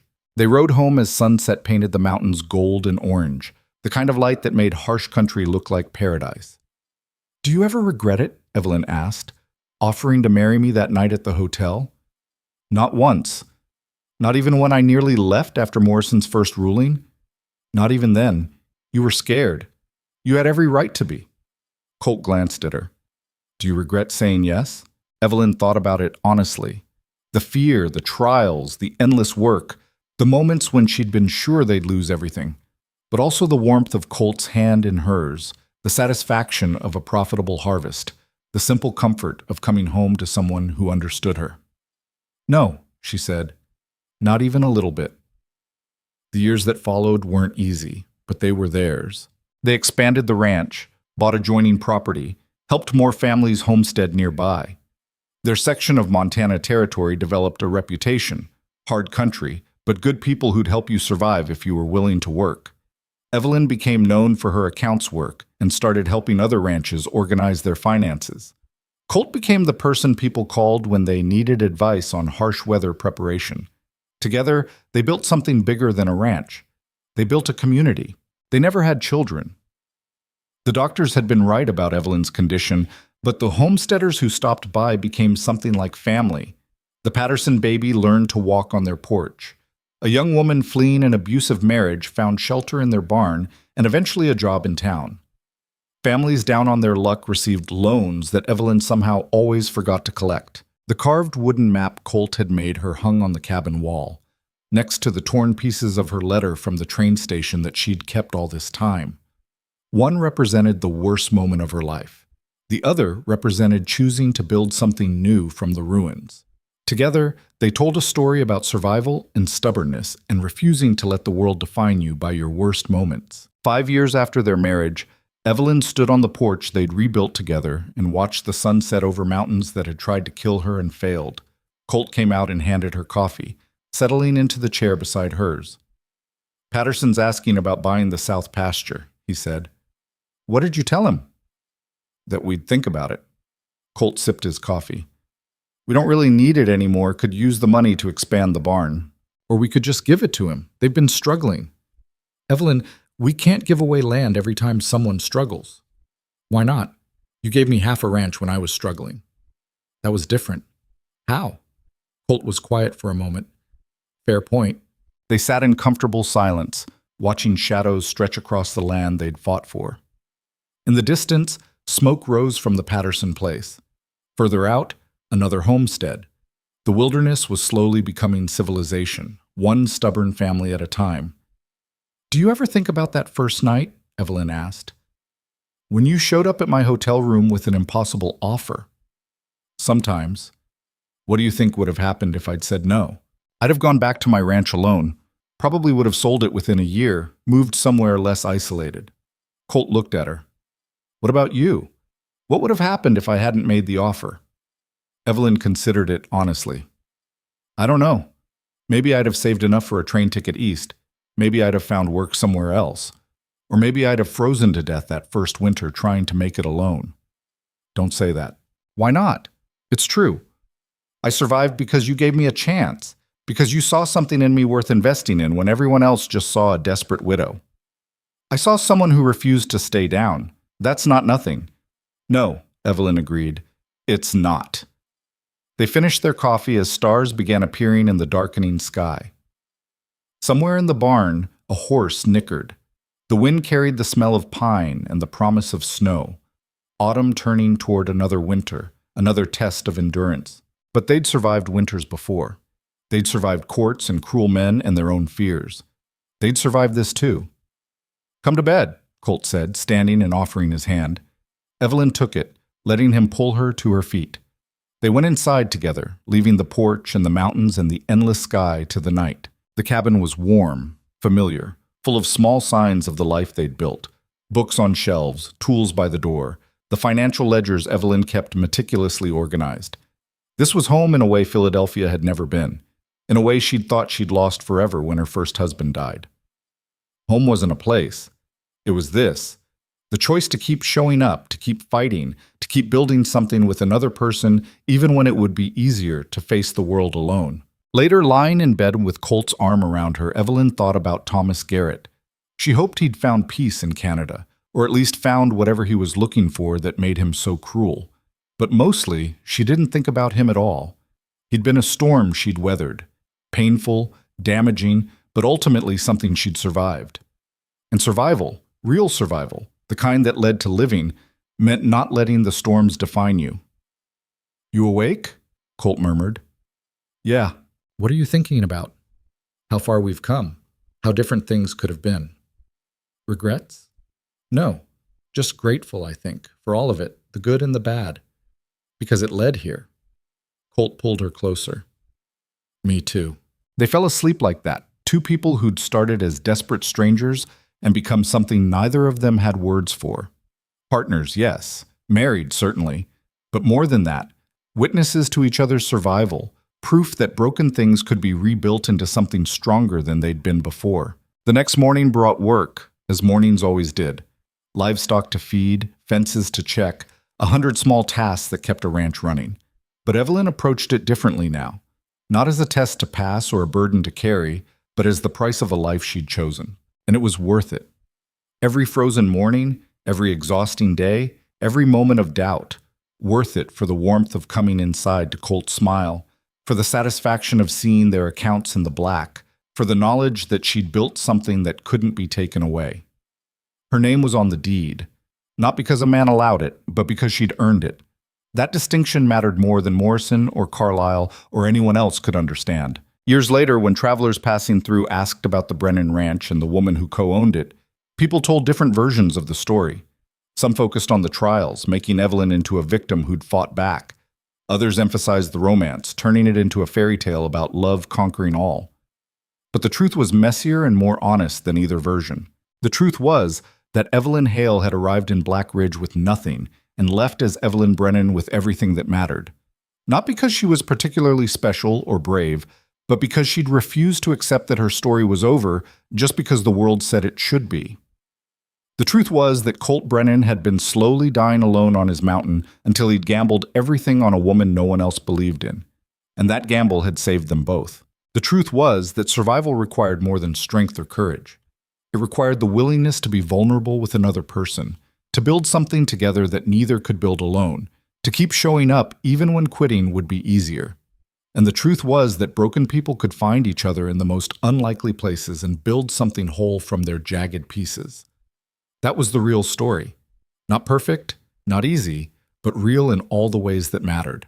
On winter evenings, when snow buried the ranch and forced them inside, Evelyn sometimes took down the torn pieces of her letter and the carved wooden map, laying them side by side on the table.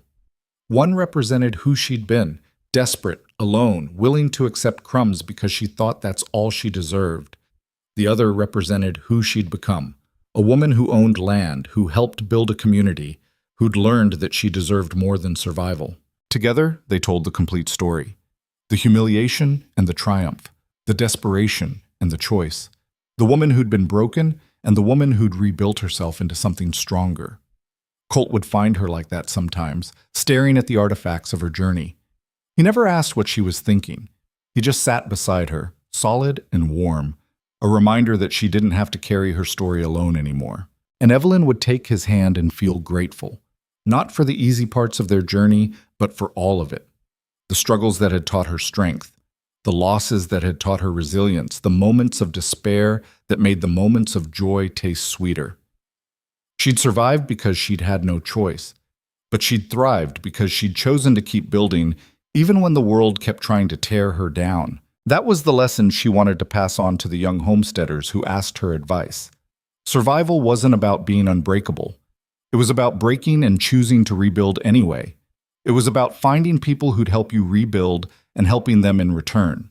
It was about understanding that strength wasn't the absence of fear or pain, but the decision to keep going despite them. The mountains would always be harsh. Winter would always be brutal. Life in frontier territory would always require more than most people had to give. But for those stubborn enough to stay, for those brave enough to build alongside each other, for those willing to keep fighting when the world said they should quit, there was room here. Room to start over, to rebuild, to become something other than what you'd been. Evelyn Brennan was proof of that. And long after she was gone, her name would remain on that deed, carved into the legal history of Montana Territory as evidence that women could own land, run ranches, and build empires with their bare hands and sheer determination.